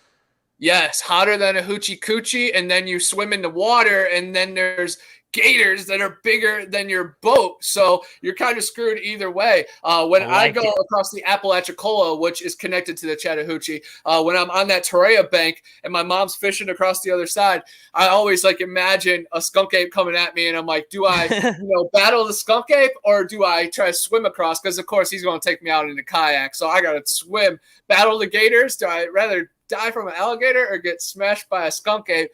I don't know. I always get caught in the moment and just beeline it towards my mom. Let her get a good view of me before he rips me from the inside. Oh, man. You guys ever seen Bone Tomahawk? Another good Bigfoot movie. It's a Western with Kurt Russell. A lot of people say it's not a Bigfoot movie. I say troglodytes. Those are cave monsters, man. But yeah, it's a modern Western. And it is creepy, but it's glorious and infamous for one of its deaths. And it really just picks someone apart. But yeah, you can see kind of the Bigfoot type creatures on the fourth image right there. Yeah, they have these holes right here that they put horns and they call to each other. It's really cool. And in the beginning zone, David Arquette is in it, and Sid Haig, rest in peace. Both of them are robbers, and then they go in this forbidden land, and then they get hunted down by this creature. Yeah, Sid Haig's in it too. But Kurt Russell, man, he's a legend, of course. Matthew Fox, my favorite character from Lost, Jack from Lost. Patrick Wilson, who is the main character in The Conjuring. He's got great wine, too. Matthew Fox, great wine. Matthew Fox does, bro. He's man, got wine, dude. At HEB, I knew this would be good with wine. Right when Joe was showing me, or mentally showing me, his wine bottle collection in his room. And I can't even walk anywhere without knocking into one. So I'm like, okay, Matthew Fox wine. I'm not too much into wine, but I'm definitely gonna get into it. Yeah, it's good stuff, man. You get your little smoke and a whole lot of wine. You have a good night. Hell yeah. That sounds right up my alley. I'm down Yeah. for it. Yeah, it's good, dude. You got to come visit us, man. You got to come down. We'll go see if we can find the frogman down here at Granger Lake, dude. We'll go hiking out here, like, dude, the Guadalupe Mountain. We'll go down to Big Bend. Like, there's so many cool places that we could Yes. go. Let's do it. Let's do it. Dude, We'll I'm also- down. I love it. How far are you guys from like New Orleans, or what part of Texas are you guys in? Tyler, Dallas, Central. Austin. Okay, so Yeah, about Yeah, 8 that's- hours. yeah, well, we can meet up, or I'll come all the way out there for like a week or so. But I am down for an adventure. I'll bring my GoPro camera, my strange vibes, and a pocket full of psilocybin or something. Well, dude, But yeah, I that mean, would be freaking legendary. Ben's got some I wanna family out shout East out- Texas. I've got a family in Anahuac, Texas. I don't know if you know where that is. It's We like can meet it's like- halfway. yeah, dude, we can meet Anahuac, dude. It's such an awesome little town. It sounds wild. It sounds like Marowak or whatever, the Pokemon, Yeah, dude. But I just want to shout out a legend that's in our chat right now. His name is Flat Rock Booger. I think all you guys will love his story. He is in Evergreen, Alabama, the town that loved Bigfoot. There's actually a documentary that goes to that forefront. But that place is kind of like the Bluff Creek of Alabama. And a lot of people don't know that Alabama is like the Amazon of America. It has so many waterways. But he has like a bunch of security cameras and voice recorders out there, and he has recorded Sasquatch knocking on the side of his house, shadows walking on the front porch. He didn't get it recorded, but one actually opened up his door and put his head inside and then started screaming outside of that. And you could tell what happened, but of course, it's just the angle is not on that. But I've shared his videos on my TikTok, and one reached like 4.8 or 4.5 million views. And it's just super legendary. And he has activity all the time. Great channel, but awesome dude. He shared a table with me at the Pace Great Florida Bigfoot Conference and Race. And he was playing all these sounds that, man, you can give them to vocal professionals and it would tell you that, human being vocal capacities can't reach those reaches. And sadly, they've lost a dog, a family dog, to these creatures. But luckily, they do keep their distance for the most part, and they've kind of have a symbiotic relationship. But it's really cool how the paranormal world can link you with real life friends. And he gave me a cot that I use when I camp. Dude. And we camped up on Big Frog Mountain in Tennessee, and we went to the conference back-to-back years. And as you guys could see behind me, I was a featured speaker at the Great Florida Bigfoot Conference this past month, and it was freaking legendary. I had that whole place upside down and rocking. They didn't know what hit them. They just kept clapping for me after each of my phrases because they didn't know what else to freaking do. It was hilarious. They were like, I was trying to rile people up and let people know the skunk ape exists, and all of us, Floridians and Florida men definitely know that. So don't come down here in our swamp and skepticism. Like, it's fair to, think outside the box and maybe question stuff, but the skunk ape exists. There is DNA. We have found hair. There is saliva. There is greasy handprints. Watch Finding Bigfoot. Check some reports. Cryptids Canada, How to Hunt. Search my TikTok. Like, it's all easy, accessible now, and people are just so lazy to open outside the box, Yeah. I'm big on there might be more of these creatures than there are of us. And people think I'm crazy for that, but we don't cover any ground on this earth. And we live in skyscrapers and little doomsday bunkers, 80 feet deep. Come on, man. Miles. How many feet are in a mile? Like 9,000 or something? So let's just say 12 miles. Okay, that is a lot of real estate to work with. And then subterranean caves, portals, and think about the octopus man, Come on, they can go through a little quarter-size hole. So dude. cryptids, creatures, spirits, it is all closer to home than we could ever think. The Grinch, the Tooth Fairy, Shrek, Lord of the Rings, Harry Potter, Harry Pothead. It's all right there. Come on. Yeah, man. Yeah. Yeah, the amount of so ground that inspired, it takes to cover some of these areas, especially whenever you get really deep in there. I mean, you could literally spend 8 hours going 3 miles, It just takes forever. We know how many feet are in a mile, but how many big feet are in a mile? Yeah, that's the question, right? Yeah. Yeah, Because- and then you're following it for 7,000 feet, and then they just disappear. They vanish. Where did the creature go? That Oh, a is the freaking beauty portal. of the question. 100%. And I have casted footprints. This we believe is a small female. It is very similar to the female ones they found in the 400. I discovered this while we were scouting for the Void Cat. On footage, we recorded 2 hours of all around this area, Florida, and then we get down in this cave and we find one footprint and we cast it, and it's actually going up a bank. So I got the foot and the scrapping of the feet, and it's really, really cool. You could see the specific, pretty much like dermal ridges, the fingerprints of the feet. But when we were discovering it, and he's filming me, Jack McClellan's filming me, there's electrical interference and it just is hitting. And I've actually got comments on that video saying it might be possible code, like Morse code. The video blew up. It got like 30,000 views on TikTok, and it was really cool. And then I casted it the next day, and that was like a really terrifying experience because I had to go after work, in the dark. The day after, I know that a creature's down here in the cave. It's really crazy. This is a recent one that I did, and it is a small one. This is the size of my hand, so I definitely think it is a young one. And I mark it with this little leaf, but it is super cool to get different sizes of these creatures. And then my most recent one, and I casted this one live on TikTok for a bunch of people. And that's what I'm big on. All these TV shows are real cool, but it's like years after the discovery, and they are filming in Oregon and they tell us it's in Minnesota. Like, God dang, I'm live and direct, mixing the casting supplies out of my Taco Bell cup, come on.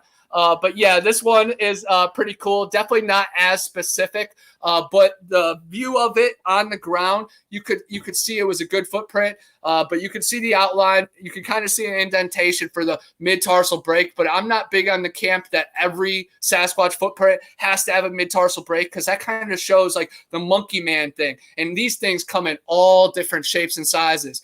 Dogs, guys. Dalmatians, Chihuahuas, Great Danes, all them gonna look a little different, footprint, crap, and how it looks. So it's all different variations. If you look at pictures of the Mayaca skunk ape, the two ones of the fang, the snout, kind of orangutan looking creature, that looks really different than Patty in Bluff Creek. And then that looks a lot different than West Virginia Turquoise and Sasquatch, her channel. She has these creatures on her property. They climb on her roof and then look through her skylights, and it's clear photographs. And everybody that knows me in real life, I love showing really good photographs to them in real life, just because I love spreading that awareness. And when there's panels saying there's no good Sasquatch photographs, people always message me and say, yo, you got the ones. But I'm glad people are coming forward, and it takes brave people out here in the woods, just like right now, officially Forest of Monsters.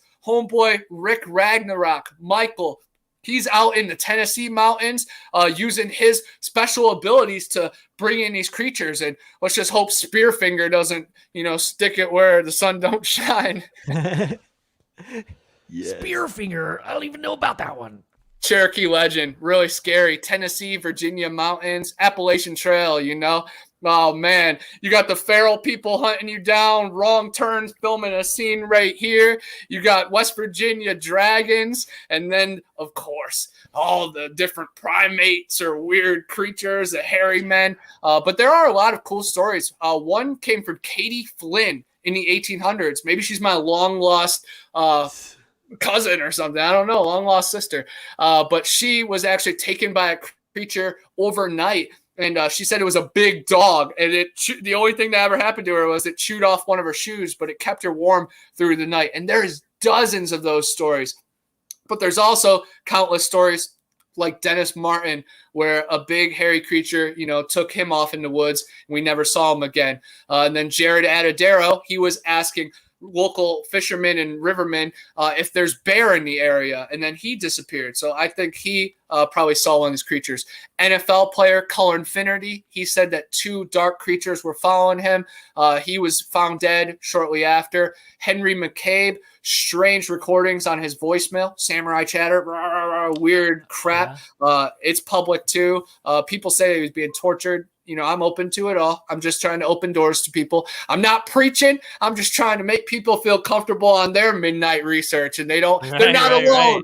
BF Bud, Tyler Howell, Daniel Lundy. Y'all know you're not alone. I'm fighting with y'all. Send me your craziest theories. I'll bounce it off one with some correlation. But there is a lot of people definitely going missing out in the woods. One cool story is Trapper Bauman that we always heard about. And one good theory is Teddy Roosevelt is actually Trapper Bauman, and he wrote it as one of his friends through like a third person just so that he could have like a successful career. But if you do a deep dive, he hunted these creatures and he pushed them to the national parks. So again, Teddy Roosevelt is a freaking hero. The Fitzgerald family, though, is close to me. So I've went to Dallas and checked out where, our country was changed forever. In the grassy knoll, and was it the driver? What did he shoot himself? I have no idea, man. Things get really weird. Maybe it's a body double. But I love, soaking into history. All the books that taught us. I'm trying to find like the true story behind it. I feel like the path has kind of been shown to me, but I gotta walk it. Stephen King, R.L. Stein, sit down at this table with me right now. Yeah, dude. Hell yeah. Hell yeah, man. I will follow you into any wilderness right now. I'm following you, bro. Let's go. So hype right now. Bring a flashlight. That's the energy we have to keep when there's alligators and rhesus monkeys up in the air. You guys know about the monkey race in Florida, of course, because they brought them over for the jungle cruise, over in Silver Springs near Ocala. And they put them on an island because there's going to be exotic, little thing for the cruise. It was going to be like, oh, there's some monkeys. Well, within 30 minutes, they swam over to the mainland and they took it over. And there is some crazy footage of them jumping down on kayakers, and they're very dangerous because they have bacteria and stuff. And one bite will be the end of you. So you got manatees, alligators, monkeys, and then they filmed Creature from the Black Lagoon down in Wakulla. So the Gill Man, it all really does connect. And just in this panhandle radius, we got the Ocheesepa Wildman, the one that was captured, Torreya Titans, the Rocky Creek Rodbender, which is a gray giant sloth type creature. We have the the short-faced bear, which is I guess like a cave bear and a type of Bigfoot creature out in Chipley, which they have the Falling Waters hooded Sasquatch. And I actually did an investigation there recently with my mom, and a woman saw this hooded Sasquatch going after her and her dog. So I was going sinkhole to sinkhole, whooping and yelling down there, leaving marbles and cannabis for offerings and bait, trying just to sink in and use maybe echolocating or trying to at least bridge to them and let them know that I am no threat. I am a brother. I am kin. Even if you're a descendant of Cain, I am a descendant of Eve. We can find peace. Yes. Yeah. Do you ever think about do you ever worry about the scenario what was it, that grizzly bear movie where they end up eating him, where he really becomes one with those bears and then Grizzly they just eat him Man. one day. Grizzly Man, there you go. Yes, he Do you ever does. worry about those scenarios when you go out there and you're like, yes, all right, we're gonna do this, and no matter the amount of positive energy coming off of you, bro, they may just see you as a snack one day, You're like, oh yeah, definitely. Just 2 nights ago, live on TikTok, I felt like I was being hunted, but I said it wasn't probably the Sasquatch. I didn't feel like it was a Sasquatch. I felt like it was a crazy man, maybe a bootlegger, maybe a hunter that was mad I was in his spot because it was nighttime.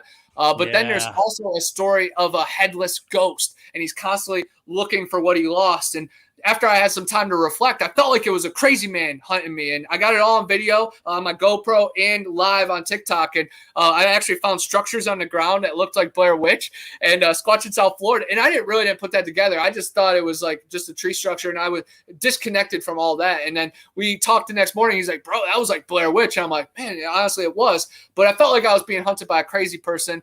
A couple times on video, I've woken up homeless people in abandoned trailers, and one time under a bridge. So when I have a knife on me, it's mostly for people, just if they're going to latch onto me. But there is panthers, big cat, bear, and then, of course, skunk ape. But a skunk ape will smash me or zap me before that. And Cullen Finnerty, was an NFL star and a lot stronger than me. And they took him out with pneumonia. So if they want to, they can. So there is no fight back to these ancient ones unless you're just over the shoulder and you just stab them in the back of the head. You're going to get hunted down anyway and probably beat up. But anything like that is definitely for feral people, homeless people, criminals, and then large animals. But I am very safe with that. In Tennessee, I was with Tristan Smith from Hidden Relief, and we actually thought we were being hunted down by a Sasquatch or dogmen because a lot happened over that weekend. Old Bear's Den, he was one of the hosts. He has a YouTube channel. He's an old minister from West Virginia, really tough guy. I will dare a skeptic to say whatever to him. I dare you. But he said that he has killed 3 Sasquatches, and 2 was contracted by a farmer, and then another one he protected a blonde woman from being kidnapped. Janice Carter, she has a connection with Sasquatch. There's a book called 50 Years with Bigfoot, written by Mary Green, about Janice's grandfather. Janice's grandfather was a Native American, spoke like 6 different native languages. He found a little Sasquatch in the woods crushed by a fallen tree. He named it Fox. He thought it was a little baby, like deformed, because when they're young, they don't have that much hair. Brought him inside, and then it tore up inside. So they built a stall inside a barn. That got tore up a couple days later by Fox's parents. A couple weeks or months, maybe a couple of years, not sure, a short period of time. His parents abandoned him, but Fox stayed in the area. Fox and the grandfather built a relationship, and they even have pictures of them like holding hands, and they have language like Haba means wolf, Nok means friend. There's a lot. There's tons of translations. I say them in a lot of my videos, and I like to just test the boundaries, But Janice Carter was a friend of that camp out too, but she was told by the Sasquatch that Old Bear's Den has killed Sasquatch. So that is known through the Squatch community, I guess, literally like Sasquatch knows this man is a Sasquatch hunter. So Tristan and I were the youngest guys of the whole camp out that this old man is hosting. And the last night we had this strange feeling because we went out after midnight and there ended up being a huge storm, but it was one of our shortest hikes. And we got out right before the storm because we felt like we were being hunted. And I had like a really negative attitude. Like I was saying things like, man, I ain't got time for this. Like I was just taking like the pansy coward, easiest rhetoric out. I was not myself. And then Tristan always calls it spider senses. So we got back to the camp out, and then a couple of the tents actually said they had heavy activity. Flat Rock Booger, Blue Eye Northern, Joe Parker, a couple of them, of course, been in the chat. They had acorns and sticks being dropped off the cliff by these creatures. And the year before, they were actually rushed out early by Janice because she felt that, the Sasquatch told her that dogmen were coming in and really angry because it was like Labor Day or some kind of holiday situation that all the creatures of the woods would come and ravage the garbage cans, but all the humans were there like one extra day and they were just set on that schedule. So they were just needing to get those garbage cans, all that garbage. So it's just really crazy. So we felt like we were going to be the fall guys, the 2 young guys. We felt like the Sasquatch were going to make an example out of us. So that's the only time I was like super scared of like Sasquatch killing me. One time at Torreya State Park, I was filming with my GoPro and something was wading through the creek and you could hear it, something big. And that time I was like scared to death, like not like of dying, but I was just like, it's down there. Like, I don't want to break its ground, you know? And the guy I was with was a war veteran who is a little loopy. He was like trying to climb down a fallen tree because it's all hurricane damage on a cliffside. He was like trying to climb downward. And I've been in locations that you can't get out of, like sinkholes and holes that you have to wait for somebody. Even like hay bales back in the day, like 2 high hay bales, you need your cousin to get you out. And I was not going for it. And you can hear how quiet I am. And I do like a short interview after, and I'm trembling. And then like a couple weeks after, we have a boulder be thrown behind us on a different part of the path.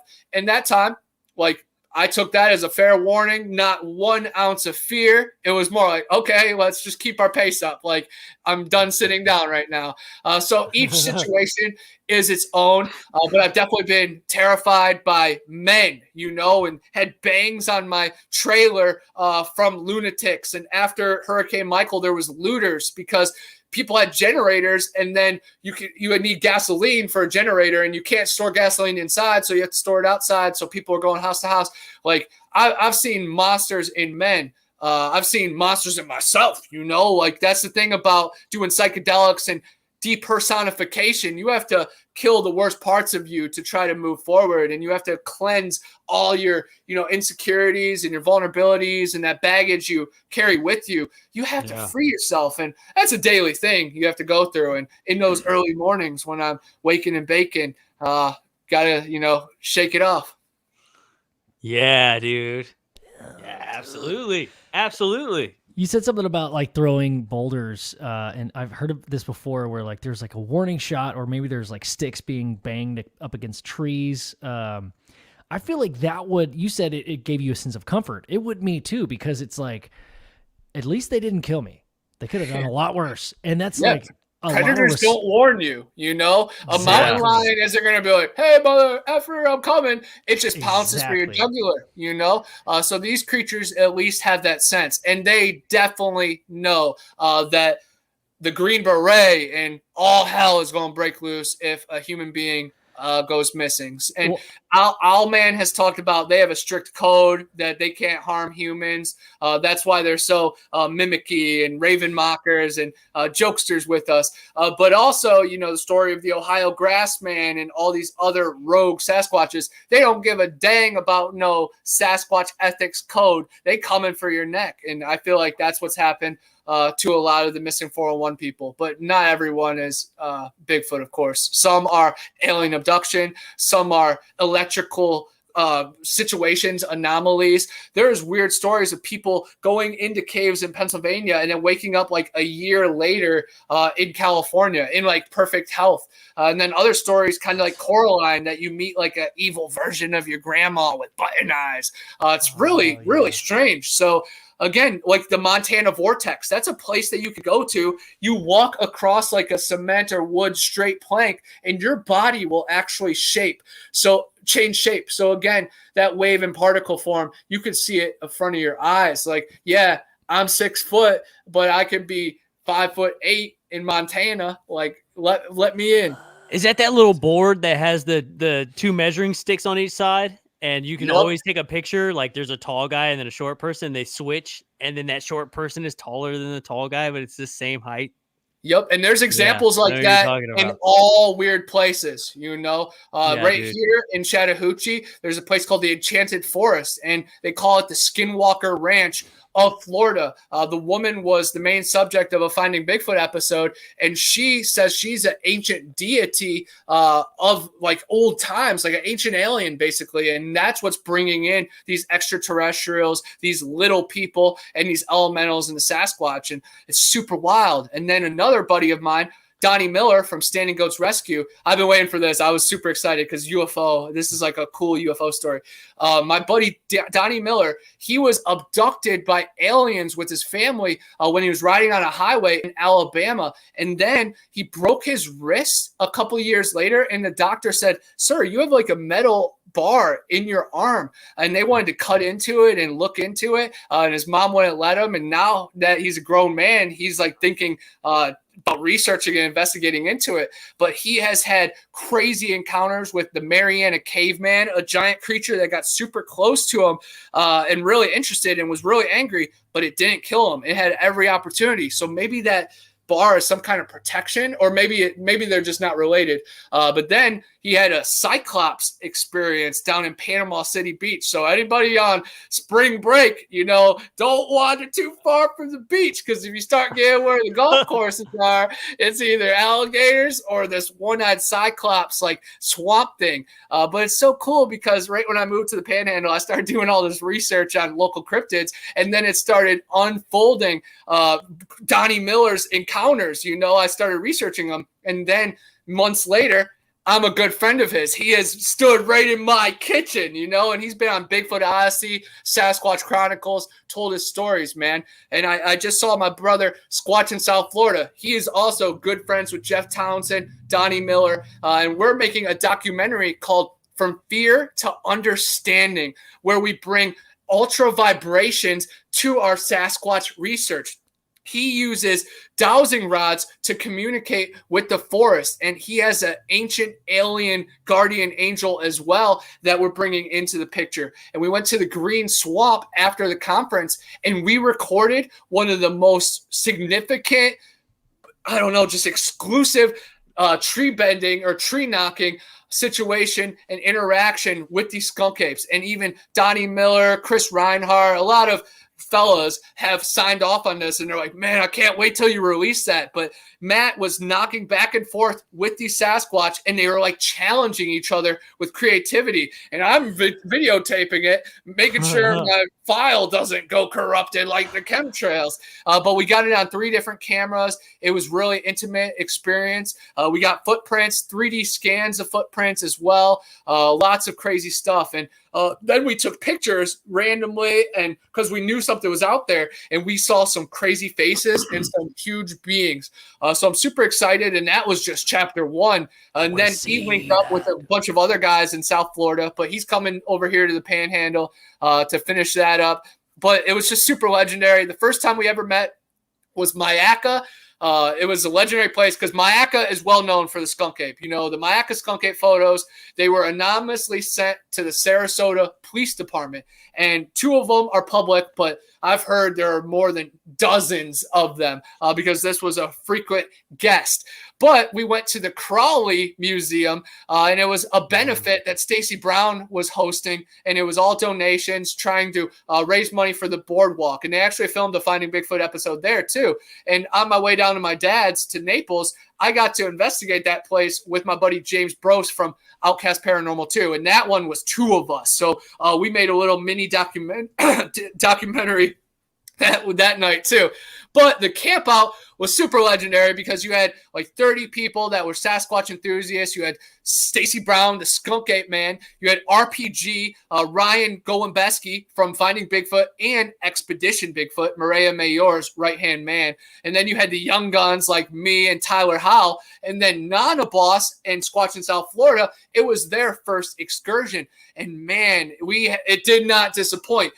They recorded the acorns being thrown at both of our tents, footsteps right outside our tent, murmurs and weird chattering, 3 knocks, loud and clear.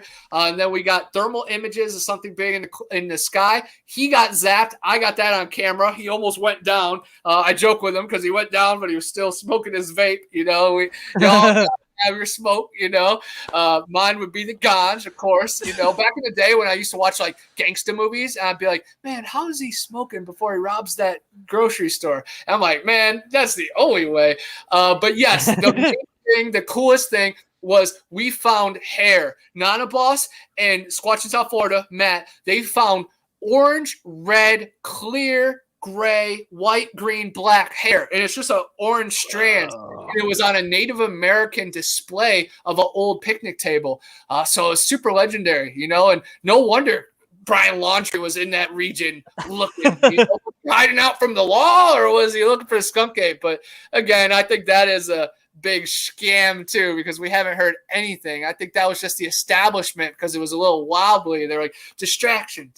So guys, don't fall for the distractions. But yes, Mayaca was freaking awesome. There's a Tatum house. It's like the most haunted house in that area. We caught many EVPs. In another experiment before I was there, the place actually shook, and then all the goats from the farm ran underneath it. So it's definitely got some seances, and there's a goat man chair. Goat man. Yeah, man. And I took a picture of an orb, and it has a goat man face. Freaking Baphomet, man. Baal. Always, guys. Drop the ball. No ball. There is no curve. But we got to stop worshiping Baal. He is an evil goat man god. Worship our creator, guys. The heavens above. Hell yeah, that guy's not a goat. Yes. I would follow you into battle, dude. The goat, the greatest of all time. That, again, goes to the spelling. To be the greatest of all time, you have to mess with Baphomet. It gets weird and wacky. But we all goes that spelling thing. Three is the goat in our circles. We best believe that. Dude, there's no coincidence. Only paths of least resistance, man. Yes, and I wanted to pull out my book when you first said that, because I'm literally, unless they edited that out in the new rewrite. The first line is, coincidence is the only thing to never exist in this world. Literally. That's cool. That's it, man. That's coincidence crazy. is the only thing to never exist. Three-headed dragons? Duh, that exists. Harry Potter and Hagrid told me that. I'll die by their words as well. But, man, you really have to check into animated movies, too, like Abominable, Smallfoot. I love that movie. Son of Bigfoot, The Missing Link. So good, Shrek. dude. Smallfoot was awesome. I know, man. And it's like they don't believe in human beings. Like they don't believe in the Smallfoot. Like the Bigfoot don't believe. You got to think there's some of them out there that they haven't met the human beings, because they're so much dense forest, deep caves. The ones that see us, for the most part, they want us to see it, or they're a traveling youngster. But man, it's just a beautiful world out there, and it all started when we're young. We take our teeth and we put it under the pillow for magic money. Like we are all little gypsy fairies, and we're all clairvoyant. Yeah, money. dude, it's so true. I remember when I was a little kid, I found out that my parents were the tooth fairy, and I kept losing teeth, and I kept putting them under my pillow. And I remember I was probably like 6, and bro, I was carrying around so much guilt for all that time. Man, I finally had to break it to my mom. I was like, Mom, I knew that you were the tooth fairy, but I still let you give me money, and I'm sorry. She was like, nah, it's all right, man. She's like, what are you talking about? See, I felt so guilty. I was taking all that money from them. I like that duality, though. It's like it's almost like this moment of childhood meets awareness, to where like you no longer care about your needs, you care about those others. Like I think that's awesome, man. Like that's really cool. That was deep for a 6-year-old for sure. Yeah, dude. I mean, it was just like, I know it's my mom. Like that's kind of weird, but like if I tell her that I know it's her, I won't get the money. And I kept wanting to go to Walmart and just buy like Power Ranger toys and stuff. So the one with the clicky in the back, and it would go like this. Yeah, it would flip the head from like the regular head to the helmet. Yeah, dude. Yeah, for sure. It would be like normal guy with suave hair, and then the helmet. Yeah, bro. Anytime something came loose, I was wiggling that shit. I was like, come on. I was imagining you beating up kids, and taking their teeth, and your mom's like, L9, like she's like a tooth expert. She's like, you already lost this one. See, like me, I have like extra layers. I have crazy x-rays of like 3 layers on a couple of my teeth. So man, I was milking it to the bank, buying Pokemon cards, football cards with that. But yeah, man, it's really cool that like I used to leave autograph book for Santa and the Easter Bunny, because you'd leave your cookies for Santa and I'd leave an autograph. So I always was trying to build that barrier. And when parents say that Santa's not real, I want to bust them, because who are them to know? Because there's some kind of root to reality. Coincidence is the only thing that doesn't exist, not Santa. Right. There's elves, there's flying reindeer, magic igloos. Like there is something essence inside of that. And I like, even those were the first UFOs I was looking for, was Santa, December 24th, after Christmas Eve party. You know, the parents were a little tipsy. I was watching Colt Brennan break the record on the Honolulu Bowl. And man, it was, yeah, I remember looking for Santa. Like I love always looking to the sky and the Tooth Fairy, the Easter Bunny. Like the Easter Bunny is a serious cryptid. Like look at that thing. You know, imagine if that guy's in your yard leaving money. Like, you know. It's almost like that Easter Bunny it's an alien that was confused. Like, all right, I'm a bunny, but I also lay eggs. That's right. Correct, guys? We're good? And then like their other alien buddies were like, yep, keep going. Yes. Like, they're totally going to catch him. Man, I remember They're this. going to believe that. This is another childhood story, man. I remember, you know, back in the day when the space station would come over your city, it would come on the news and they'd be like, hey, the space station is going to be coming over. But like this particular year, it was like, it just so happened to fall like on Christmas. So it was cool because like, you know, like my grandparents and my parents like took me outside and they were like, you want to watch Santa fly over? And I was like, yes. So they took me out to the loop, bro. We sat out on the loop and they were like, look, there he is. There he is. And, you know, I watched the space station go across the sky. So but cool. I was just like, yes, dude. So, like, here I am, like 16 years old. Like, people were giving me shit. And I'm like, no, I saw him, right? Because I'm still believing. I didn't want to let go of that shit, dude. I knew it was real either. in my heart. And then I went to space camp and I was like, fuck. It's just a space station. And I was like, wait a second. That's still pretty cool, too. I cannot... I am anti-space station, but I've seen that up in the air too. So I definitely know that something exists. It might be Project Bluebeam, some type of projection that they have over it, or maybe they have some kind of like meteor or light or some kind of organism, deity timed up. But yeah, all the ISS footage definitely is BS, of course. But I have seen that, and that I love that it made it magical for you because it was a I very am magical willing moment. to smash the ISS with both my hands. But hearing that honestly makes it like, wow, even that, you know, had some beauty. But you know, if everybody listens to David Weiss enough, they start to see the comparison between like people believing in Santa and people believing in like NASA and all the, you know, like space rocks and stuff. I believe that planets are deities in the firmament, and then Mars is like Marsus. There's an island beyond the wall about Mars. So Elon Musk is either a freaking bozo doing CGI convertible cars, or the guy is actually on the, you know, trying to go beyond the wall to these islands and trying to seek Pacific Rim. But man, I don't think he's very bright. You know, he didn't know the difference between a blunt and a joint. It's like, bro, come on. I'm about to, you know, sell you the spliff that's 90% tobacco. Don't buy weed from Connor in Florida. So again, like, I'm not saying I'm the next president, but I'm a public speaker, you know, and the current establishment and the current science heads, they are sloppy, and we are breaking through, man. We are setting a new standard that they have their backs against the walls, man. We're getting awake. I have this thought, guys, and let me know what you guys think. If the phenomenon, whatever it is, this could be paranormal, cryptids, UFOs, it could be anything. I'm just throwing this out there. If this was a form of energy that existed in our reality, what if it only existed because only a few people know the truth about it? And it's the curiosity, the chase, the game that fuels that energy. And if everybody knew about it, it would cease to exist. So there's your reason for secrecy, because we want this energy to exist.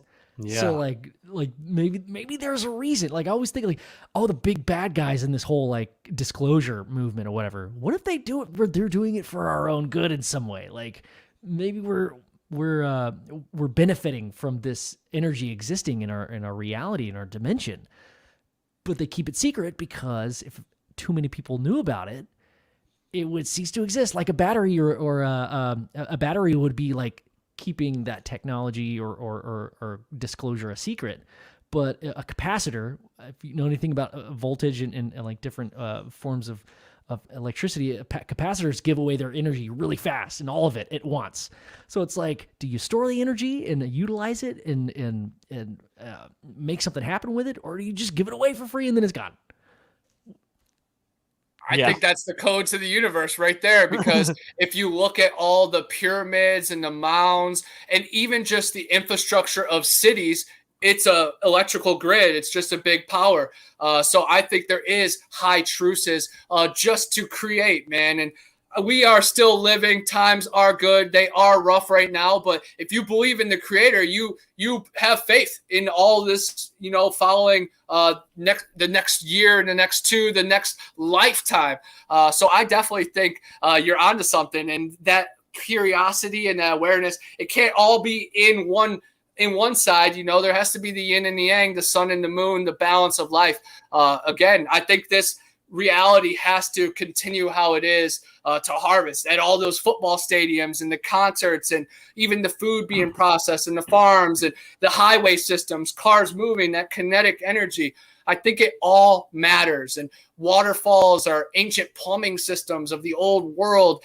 It gets crazy. I've talked to people that have been underneath New York City, and they said that it was made for people that weren't human beings, like giants and old kingdoms. So again, I think this world is 10% of what it used to be. Middle Earth is super popping, and then Jack and the Beanstalk, Castle in the Sky, all of everybody's favorite fairy tales or anime stories talk about lands in the sky, and then we joke about the sun being hotter and colder and them spraying chemtrails. I think they're hiding stuff in the sky as well. Maybe there's floating continents. Who really knows at this point? But I love that all the energy definitely is connected, and I want to have faith that somehow they have our best thoughts for interests. And I just know I have faith in my soul. It is eternal. I will never hand it over to them. So forever, I have the keys to my car. Hell yeah. Love that. Love that, man. Yes. Well, how are we doing on time, boys? Connor, I know you have something at 10. So yeah, we got about 30. There's like 30 minutes left. Yeah. Do we have any questions from the audience or Jonah? Or what do you guys think? Yeah, let's see if we got anything from the chat tonight, man. There's been quite a few of y'all in here tonight. While we're waiting for the chat, I want to plug my 2 movies, and everybody can watch this one right now, live for free on Amazon Prime. Zillafoot, half Godzilla, half Bigfoot, and it is about aliens. There's a huge alien encounter, and then they summon the Zillafoot, half Godzilla, half Bigfoot. In the military, they call the cryptid research officer. In stumbles me, half baked with all the truths. I'm telling them it's raining down from Middle Earth, the forbidden planets, the pretty much everything I've been saying right here. Yes. And then I have a flashlight on my head. It's really funny, man. It has humor and it has good knowledge. The movie is so bad, it's good. It's a cult classic. It was so successful online, SRS Cinemas, that it got a widespread release. So it's actually in Walmart, in FYE, Best Buy. You can order it online if it's not actually at your physical one. But it's so hilarious.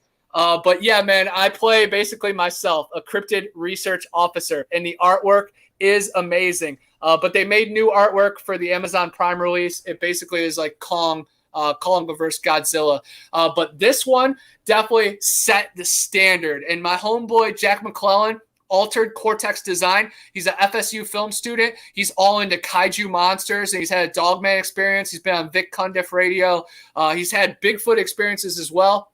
He has a good friendship with the Bridges family, who they were the main subjects of that one Finding Bigfoot episode. So it was really just fate. He came into my comic book store. I had this Patty replica, and he's like, "Is that Bigfoot?" And I'm like, "Yeah, man, I'm the Bigfoot guy. I'm from Ohio." And he's like, "Oh, I made a Bigfoot documentary," and we've been good friends ever since. But yeah, he was one of the directors for Zillafoot, and it's like a hodgepodge of different directors putting together their footage. But the sequel is actually just going to follow our 3 characters and going to be directed by Jack. So the sequel is going to be a lot higher quality, and it's going to follow your boy most of the time. So I'm really excited. But then came the short film, and this one I'm super proud of, The Void Cat. This is a werewolf / splinter cat / wild man movie, and I am the main character of it, and I am a cryptid research paranormal investigator, and I'm looking around these nuke silos, and I find this cursed idol, and I pick it up, and this werewolf takes over my mind, and then it flash forwards to... Yes, there it is. IMDb page. And you can see my picture right there. I find this cursed idol, and then it takes over my mind. And then my buddy Nick comes over, and his wife and his daughter just got a new cat. It scratched up his clothes. He's all pissed off. He's cussing. He should have just been nice. So I had to, everything transcended from there. It is a legendary movie. It has gotten like top 3, a lot of awards in a bunch of film festivals. We did a in-person film festival at the Tallahassee Horror Fest, and it got a standing ovation. It was awesome. Super dope. It's really, really fun. And my mom thinks it's like outrageous, and I'm really proud of it, man. And it's really just set a bunch of things in different directions because we're already working on the sequel. It's connected to another movie that Jack made. Man, it's just everything's going really good. And then another short film I was just in last weekend. It's called The Choice, and it's hilarious because I play a murder victim of a female serial killer, and she beat the crap out of me, killed me, and then my picture is up on her wall on her worship thing. So she's worshiping, Connor Flynn, dead as can be. We filmed my parts right here in my trailer, man. So we put in Trailer Park on the map. But no, man, it's just amazing bringing the cinema world and my love for folklore and urban legends, bringing it together with real life cryptid stuff. And one guy, our sound guy, Ethan, genius. He's in Zillafoot too. His character's hilarious.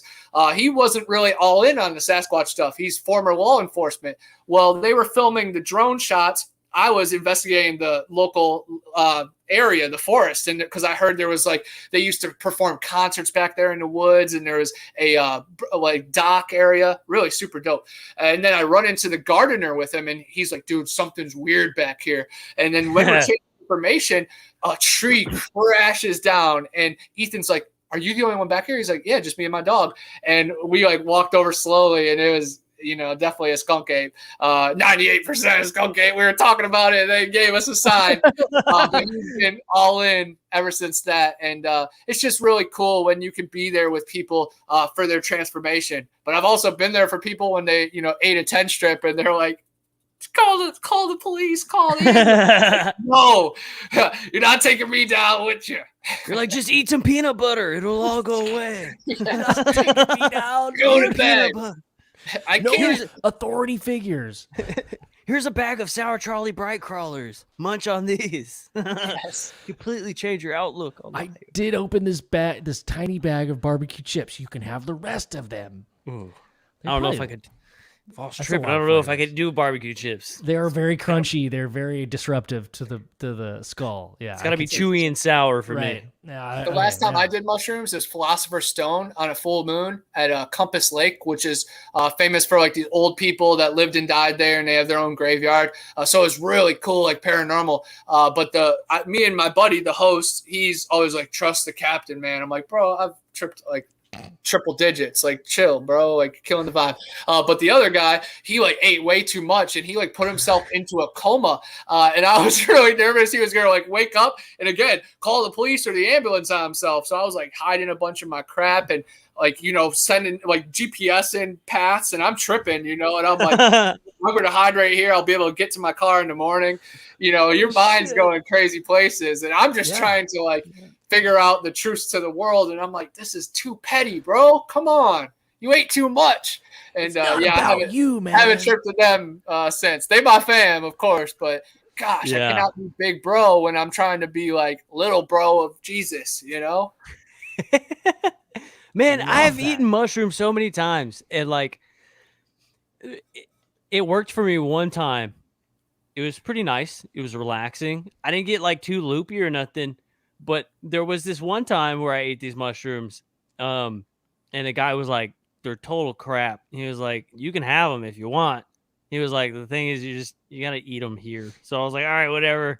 So I ate them, and I completely forgot because, dude, like maybe like 2 hours had went by, and like nothing at all. And we all loaded up. We went to the mall, and I got right in front of the Foot Locker store, and they had these big ass flags, and these flags just like zoomed behind me, like they were doing all this crazy wavy shit, and I was like, he told me that those mushrooms were bullshit, and like I ate like an eighth of these things. Like it was too much. It was way too much. You're like, but the other times, dude, I ate them, nothing happened, and like people like have like these big nice mushrooms, like, dude, yeah, take this one, you're gonna feel it, and I'll eat it, and nothing. It's such a bummer. It's only happened to me twice. I've only had 2 trips. One was scary.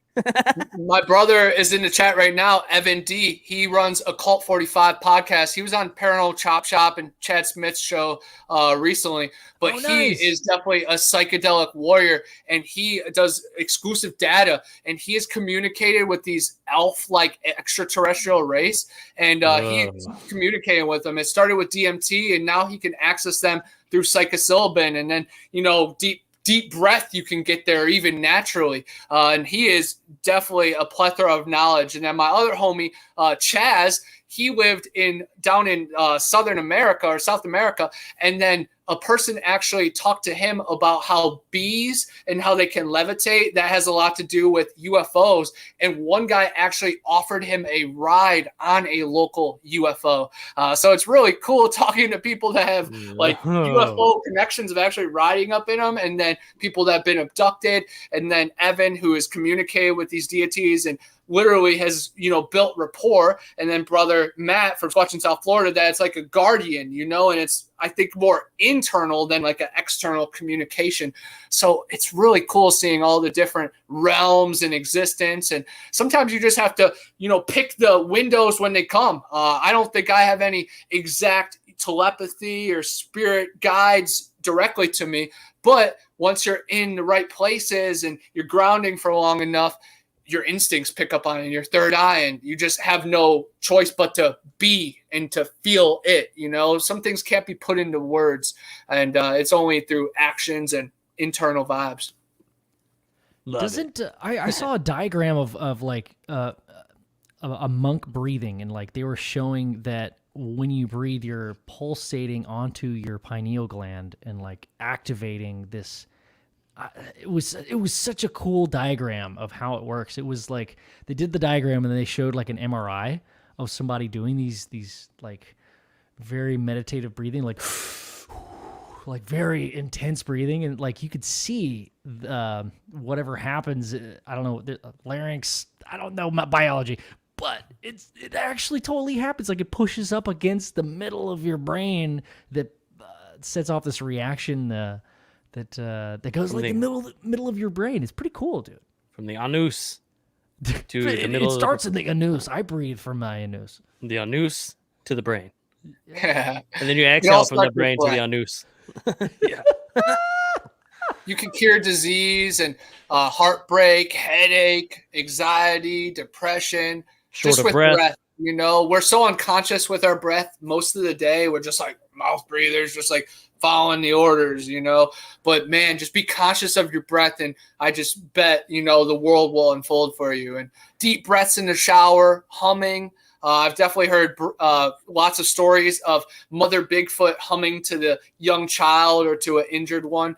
So those vibrations, and you got to think what's in our pineal gland, what kind of crystals, because they say in cats it's a special type of quartz, and when they purr, it sends out those healing vibrations. So imagine when we're feeling good and everything's falling into place. We see those videos about animals down on their luck, and it hits us so hard, and we feel like that. Human beings are even more compassionate, even more. It hits us even more, somehow our blockers like block us, because we would be so sad all day if we actually put into perspective, how some human beings are treated. But I just want everybody to be conscious of their breath, just so you can be that more alert. And again, I say this so I tell myself, again, everything, I would never send you guys into a swamp that I wouldn't dive in myself. So when feel like I'm ordering y'all, I'm ordering myself first, and I'm just hoping you guys fall in line behind me or arm in arm with me. But you guys, Yeah, can, dude. I will follow first you if you want. into. I would follow you into the deepest, darkest, wettest forest. Just off the vibes alone, dude. Just you're a shining light, my friend. Heck yeah, man. Yeah. Dude, I'll come with you guys. I definitely appreciate that. I should have brought you guys yesterday. I don't know if you guys saw where I was at. I was at Tate's Hell Swamp, which is a really cursed area down here in the southern panhandle. CB Tate actually went into this cursed land and was lost for 7 days after his dogs chased after a panther, and he was bit by a rattlesnake. He met some mountain giants, an Amazon woman that took care of him every night. But right when he got out of the forest, 7 days later, like 25 miles, 200,000 acres worth of green. It's actually the greenest area on the map of known world, the known 6 continents, you know. And then people be like 7. I'll be like, Antarctica's the bowl around us, the final frontier, whatever. But man, Tate's Hell Swamp was super revolutionary. I got like 2 hours worth of footage, and then I also went to the Apalachicola National Forest, and that place is famous because Kevin Saunders had a telepathy experience that a female Sasquatch spoke to him in his mind, brought him away from camp, introduced her physically to her parents, and then they warned him of the man he was with. And then later, years later, he finds out that guy was a bad guy. He bashed it from his memory, and then decades later, he talked about it on Bigfoot Odyssey. Kevin Saunders, if any of you guys are interested in that, but national parks are very dangerous for solo hikers in the rain after dark. So sometimes you got to put yourself out there for bait, but I got a lot of good content. And for everybody that, you know, doesn't know my YouTube channel, I release one video a week of about a 2-hour adventure. So it's pretty much like a mini film, ranging from, you know, ghost box experiences to treasure hunting to looking for the rod bender, the cabbage man, the stump jumper, the skunk ape, whatever you want to call them around here. But we always have good times on my premieres. It's a really good community. I'm super excited to start my own talk show. I'm waiting for that 4,000 watch hours, you know, so we have a grand show. But I have some awesome paranormal connections that I'm always like sending to all the other shows, and I can't wait to chop it up. But I am a co-host on Gypsy Road as well. We started being a co-host on his channel Horror Talk, that we talked about scary movies and urban legends. We got a strike on that for some reason. So I've been on Gypsy Road a lot, and we talk about Mandela effects and UFO, and he has a breaking news segment.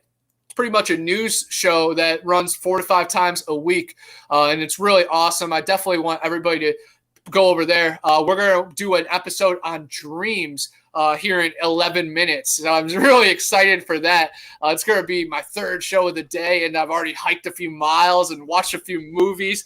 I wanted to say, too, that I watched Attack of the Block right before this. You guys have definitely seen that.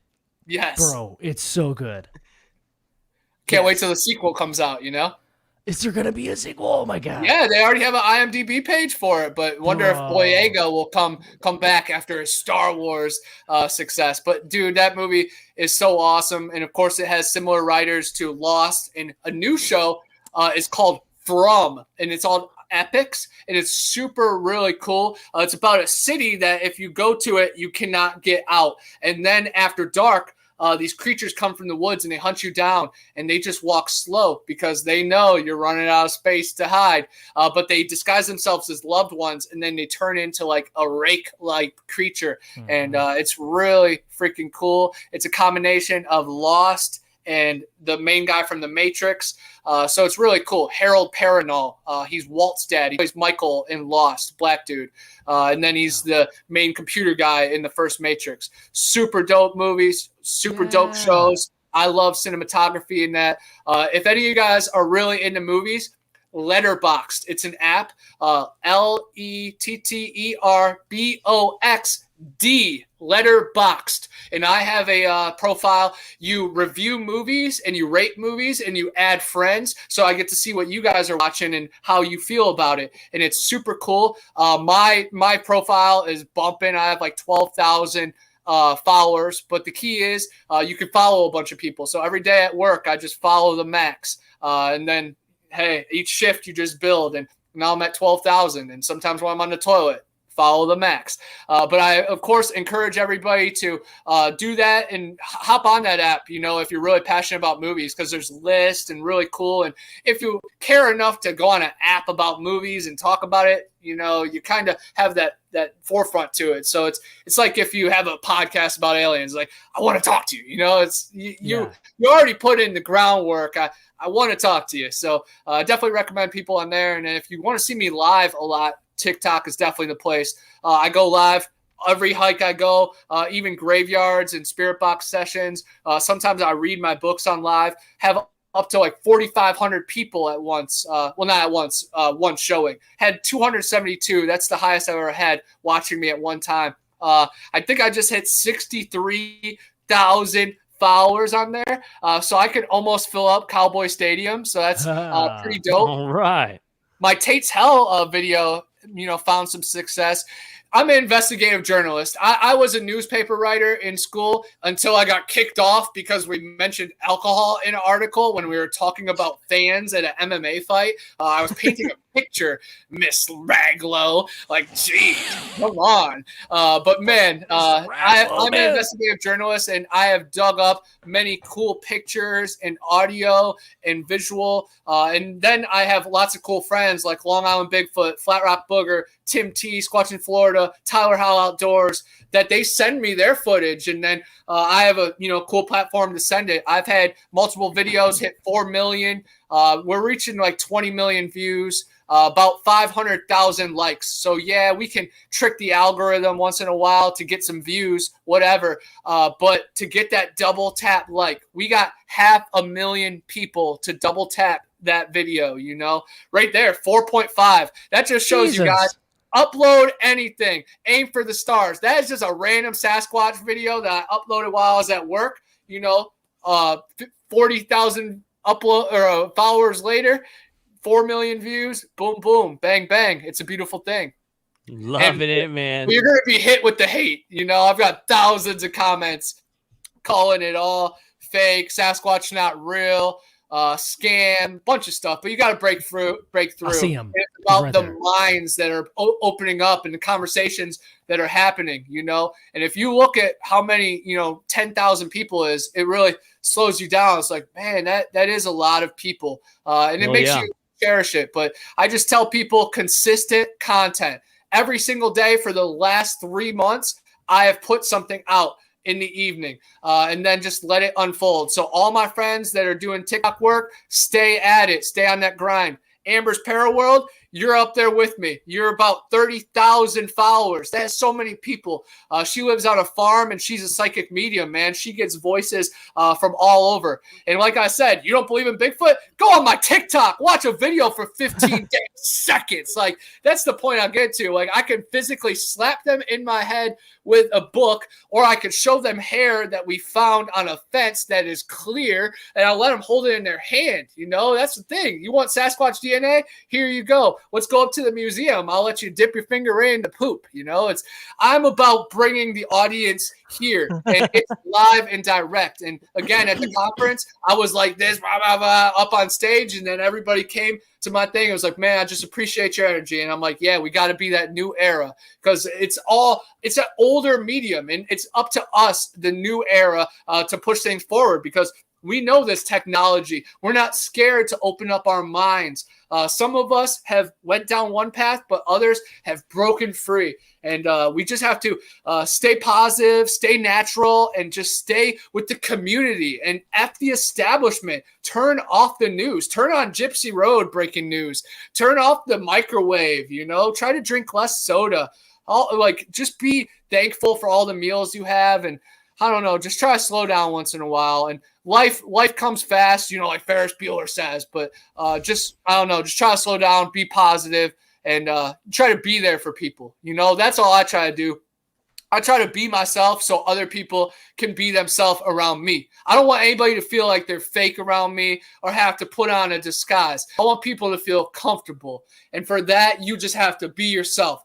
So I might stutter. I might sound stupid. I might contradict myself. But guess what, man? You just got to keep pushing forward because we're all human. We all got that soul. And that's that eternal light. Coincidence is the only thing that never exists, you know? They're after something inside of us. And there's a dome that every logo shows, man. So even if your beliefs and data doesn't lead you to that, just remember, well, Connor thinks you go to a dome after you die. So I'll see you guys all in heaven. And one day in heaven is 1,000 years on earth. So all of our loved ones, I know all of us have had really hard time the past, 26 months. One day in heaven, 1,000 years on earth. So even our loved ones that died, a decade ago, it's just like we're just coming home from work to them. They're just getting us ready for that afternoon lunch. And like it's hard in this chapter, in this real realm, with that, losing people. But just know that your energy carries on way be over this chapter. And there's so much of a bigger picture. My homegirl Cass showed me this sweet art saying bigger picture. And it really just shows you, man, like you can have everything figured out and then boom, it all flips upside down. And that's what I love. And that's why I love to challenge myself and have conversations and allow yourself to be vulnerable, allow yourself to be wrong, allow yourself to be stupid, because at least you can be that guiding light for someone else. And there's a lot of people in the shadows that, watch your show and my show and participate in these chats, and some people that don't, but it will hopefully empower and enlighten. Let's not enable any BS. Let's empower the truth, because we have the power. We never have to set ourselves short. We never have to take the shortcut, never have to cheat it. We fulfill yourself, man. That's what I'm all about. And that's what my whole journey is about. My books are just so I can remember all the good people that left their mark on me. And so I can remember and forget about the stuff that has happened to me in the forest, because I'm ready for more adventures and more camp outs and more conferences and more conversations, more podcasts and everything, man. So I'm really excited for the future. And I know you guys have a really good thing cooking up, and this new era and this corner that we've created with, Paranormal Chop Shot, Trippy Josh, Sonny, the girls from One Time I Was Abducted, all of that. Like, there's so much stress in UFO community. There's so much bickering and Bigfoot. And guess what? We ain't getting soaked into it, because us, the new era, even the old people that have gravitated towards us, they represent that new era. And that's what it's about. And it's either get with it or get ran over by it. And you're going to have to do some really good job of ignoring, because I'm going to find you in every alley, every advertisement, every scroll. There's going to be some kind of mark. And if it ain't me, it's going to be all my homies that are preaching the same or at least enlightened message. Because, again, I don't want everybody to feel the same as me. I just want it at least to be accounted for in their mind when they're drawing their own correlations. Because if we're hiding beliefs and data that are embarrassing or something, then where the heck are we getting? But, man, we ran this all the way to the end. I'm about to do a podcast with Gypsy Road about dreams with a really cool author. And she's she's definitely a medium metaphysical magician, a queen, a goddess. So I love learning from the enlightened people, and I cherish this afternoon, guys, and I can't wait till next time, fellas. It's been great, man. That's a beautiful way to end it. That's for sure, man. That is for sure. I was just going to share Gypsy Road's the show so we can have people follow it. So is it just GYPSY Road, just Gypsy Road? Yep, Gypsy Road. He's in the chat now, but yeah, it's a dream one. Yep, right there. And his artwork is awesome. Nice. And if you guys do like what I'm putting down, I'm always on Gypsy Road through the week. Please follow me on TikTok. Check out the books. You could buy me a coffee, PayPal, all that stuff. It definitely goes a long way, because I lived out in my car eating syrup sandwiches, guys. But I'm very happy with that. I was homeless for a reason, and it made me who I was. I thought I was dense up in Ohio. I tripled in depth and became who I was. And my books tell a little story about it, but let's pass the joint around the campfire, and we'll talk about it soon. Let's do it, man. Let's do it. Thanks for being on the show tonight, man. This has been awesome, dude. Thanks for having me, guys, and Hell continue on the awesome research and the awesome platform. And keep your eyes to the sky. Be safe in the forest. Do your research, and don't be scared to look stupid, because it's the ones that do stuff that are remembered. So just be a memory for someone and try to make it positive and make everybody's day better in the small run. You know, sometimes I catch myself getting so irritable and like short, and I got to remember who I am. So, guys, remember who you guys are. I love y'all. Take it easy. Love you you, too, bro. man. Take Thank it you easy, again, man. Talk to you soon. All right, Later, man. buddy. Hell Oh, yeah. Dude, I would follow that guy into battle, man. Hey, can we take 10 seconds real quick? Oh, yes.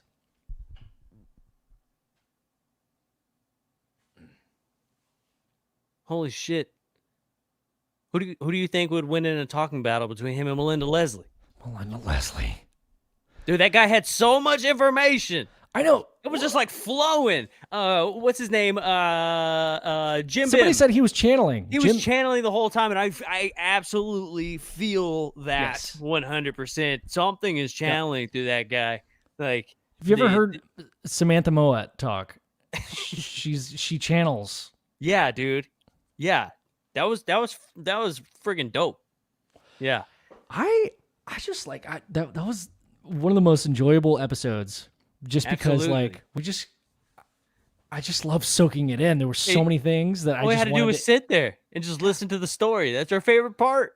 I know it's awesome. know, it's I great, felt dude. like I was trying to like segue stuff here and there, but like man, I could just You listen didn't to that guy need to. talk. Yeah, you didn't need to. I love him, dude. He's great. Yeah. Awesome. And that brings it full circle, right? To it always brings you back to the same point. Like with this conversation, man, you didn't need segues because it all circled back around. Yeah. All of it. All of it. Did all of it. Yeah, man. Yes, dude. There was Well- like a moment where, sometimes, I mean, I hate to like break things down, but that's what my brain does. It breaks things down. But like we kind of touched like 18 different things in the first hour. And then we kind of gravitated towards one thing. And then like a circuit, we just went through all of them and connected them back.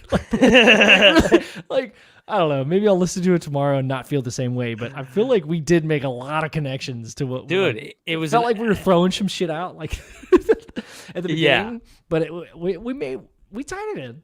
Dude, it was great, man. That was a great time. That was a lot of fun. That dude is awesome. He definitely needs to come back on.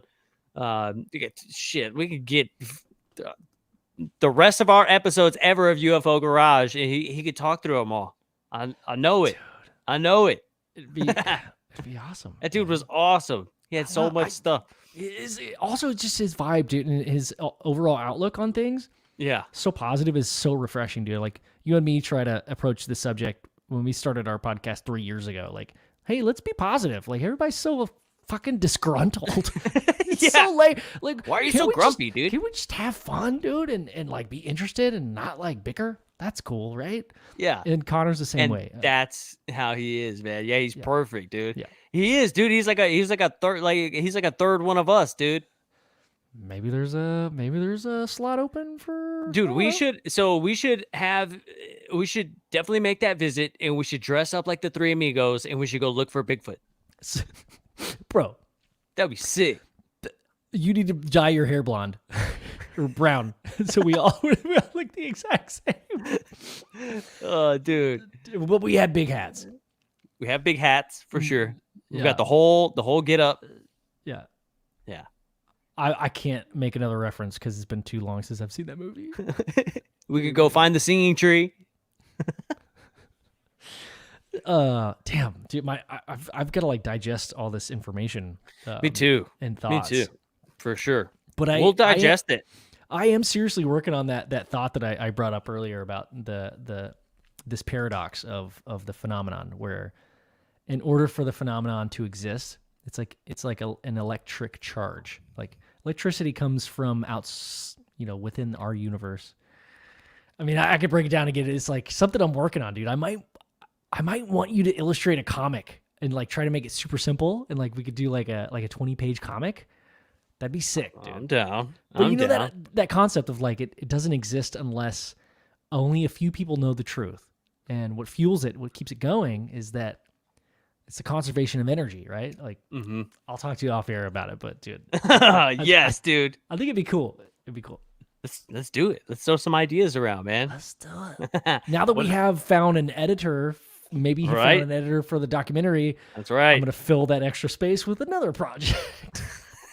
Oh yeah, dude. This has been a very successful Tuesday for sure. Yeah, Very 100%. successful Tuesday. Really enjoyed it.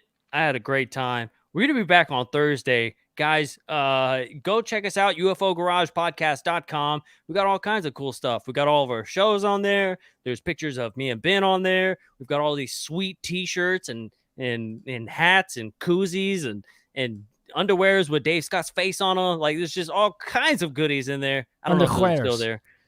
But yeah, man, it's a cool little spot, you know. It's kind of like your local watering hole, just on the internet. It's like Facebook, but better. Nobody tells you what to do. Are you saying our website's like Facebook but better? Yeah. It's way better than Facebook, I guarantee It you. really is. There's so much interactiveness. You can fart hard. You do all kinds of stuff. You can join and be a member. You know how it is. Yeah, I feel like so. I was having a conversation today about like the absurdity of like just being a ufologist is not a thing, and like we've been joking about that for years, and that's the whole antithesis of this whole thing of the Dr. Scientist, space fart officer, the ufonaut. It's just it's a fun way to support the podcast, but we'll actually send you like a certificate with like your name on it. Like, That's right. so you can get certified. You can be certified. We actually were going to make ufologists like an actual certification, but we knew that too many people were going to get way too butthurt about it. But like, you cannot quantify ufology from $10. Yeah, Anybody cannot be. And we'll be like, yeah, we know it's a joke, but I hate that we have to, some of these people, man, it's like, it's a joke. Do I have to explain to you that it's a joke? So goddamn serious. No, Chill that's not out. serious. Jesus. Oh, God. But space part. That's why it's funny. That's But why we've been saying. Are you trying to copy us now? yeah. Oh, you're trying to make a joke. Oh, Mr. Funny, huh? Fucking funny guy here. We got. All right, man. I added some new real quick, dude. Okay. This is very important. I added some new emojis. Added some new emojis. If you don't want to support us through our website, you can support us straight through YouTube. $1 a month is the space fart, or is the Dr. Scientist. $5 a month is the space fart officer, and you get access to emojis. And we've got new ones. Did you see them? The Big Willie and our you're in our faces. The Big Willie and the Yeah, Spooky's got it. See the Spookamaradis. Thanks, bro.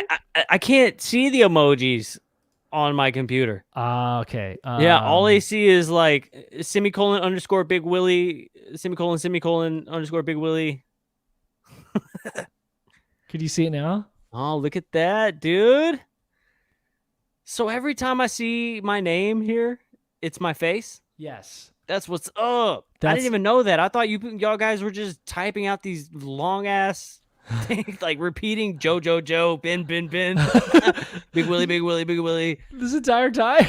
This entire time, Look dude. at Chad and Mr. Crowley, Spooky are filling our. Look, this is what I'm seeing. I'm gonna share my screen. Look at this. Share screen. Share it. Here we go. Yep. Share. Okay. Click. See, that's what I'm seeing. Joe. You got to do the pop. You got to go on YouTube.com. You've heard of it. God damn it, dude. And then you got to do the pop out chat. You got to pop it out. Go to another website. You got to put it in the passwords, and then you got to put it in a little screen. It's gonna be small. It's like, Jesus Christ! It can't all just be on one thing. What? I'm not doing that. Especially now that I know what it is, I don't even need to see it. Shit. Now you can just use your imagination. I'm just gonna use my imagination. I'm not doing all of that. Right? We do need one for Spooky and one for Mr. Crowley and one for Chad. So anybody got well, Big Willie's already got his. So anybody got any ideas for that? Who else do we need one for? Stephen Greer. Steve. It's just one big nipple. I feel like Nightmare needs one. Tammy needs one. Oh my god. Champ needs one. That's for sure. Who's some? I don't know. Anyway, I feel like I'm choosing favorites here. Now I feel weird. We love you all. Thanks for hanging out with us tonight. Yeah, everybody. We got a lot of new faces, a lot of new screen names tonight. Thanks for hanging out. If you found us through the Lou Elizondo episode from last week, man, that was a fire episode, man. It was fun.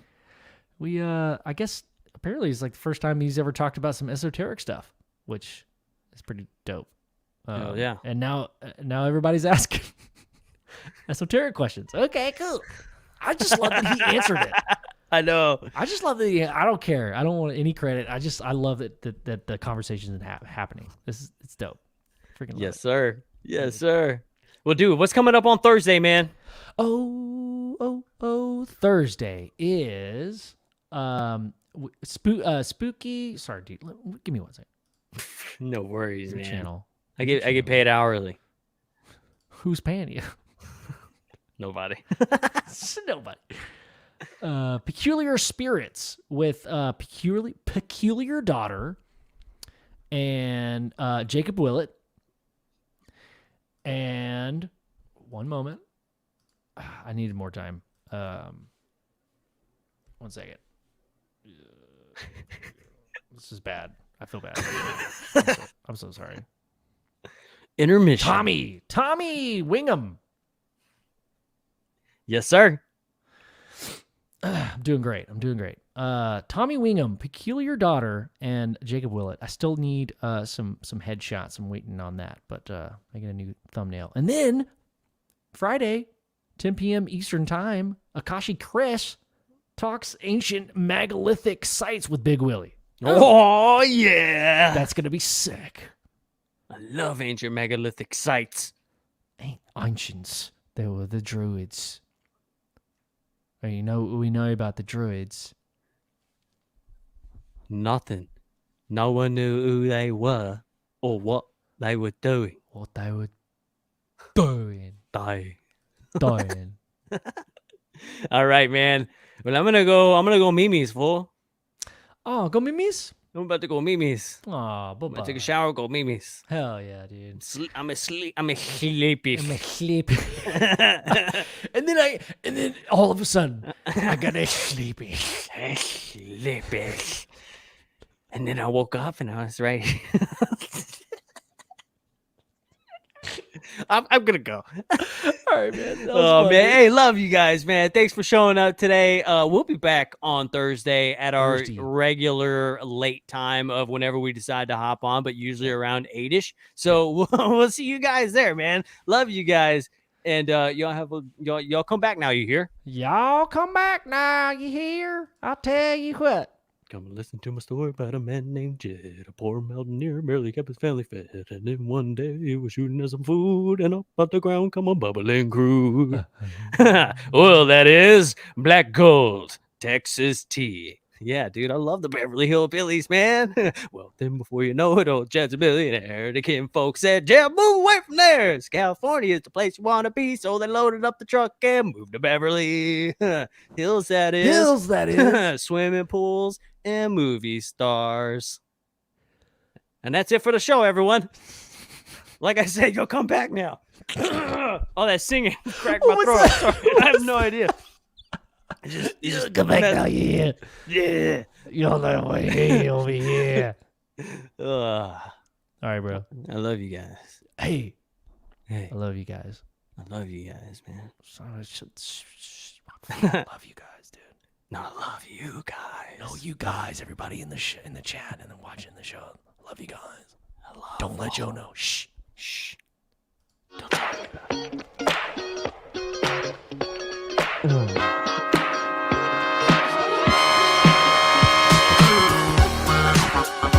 You already know it. UFO Garage. That's right. This has been another episode of UFO Garage. See you on Thursday.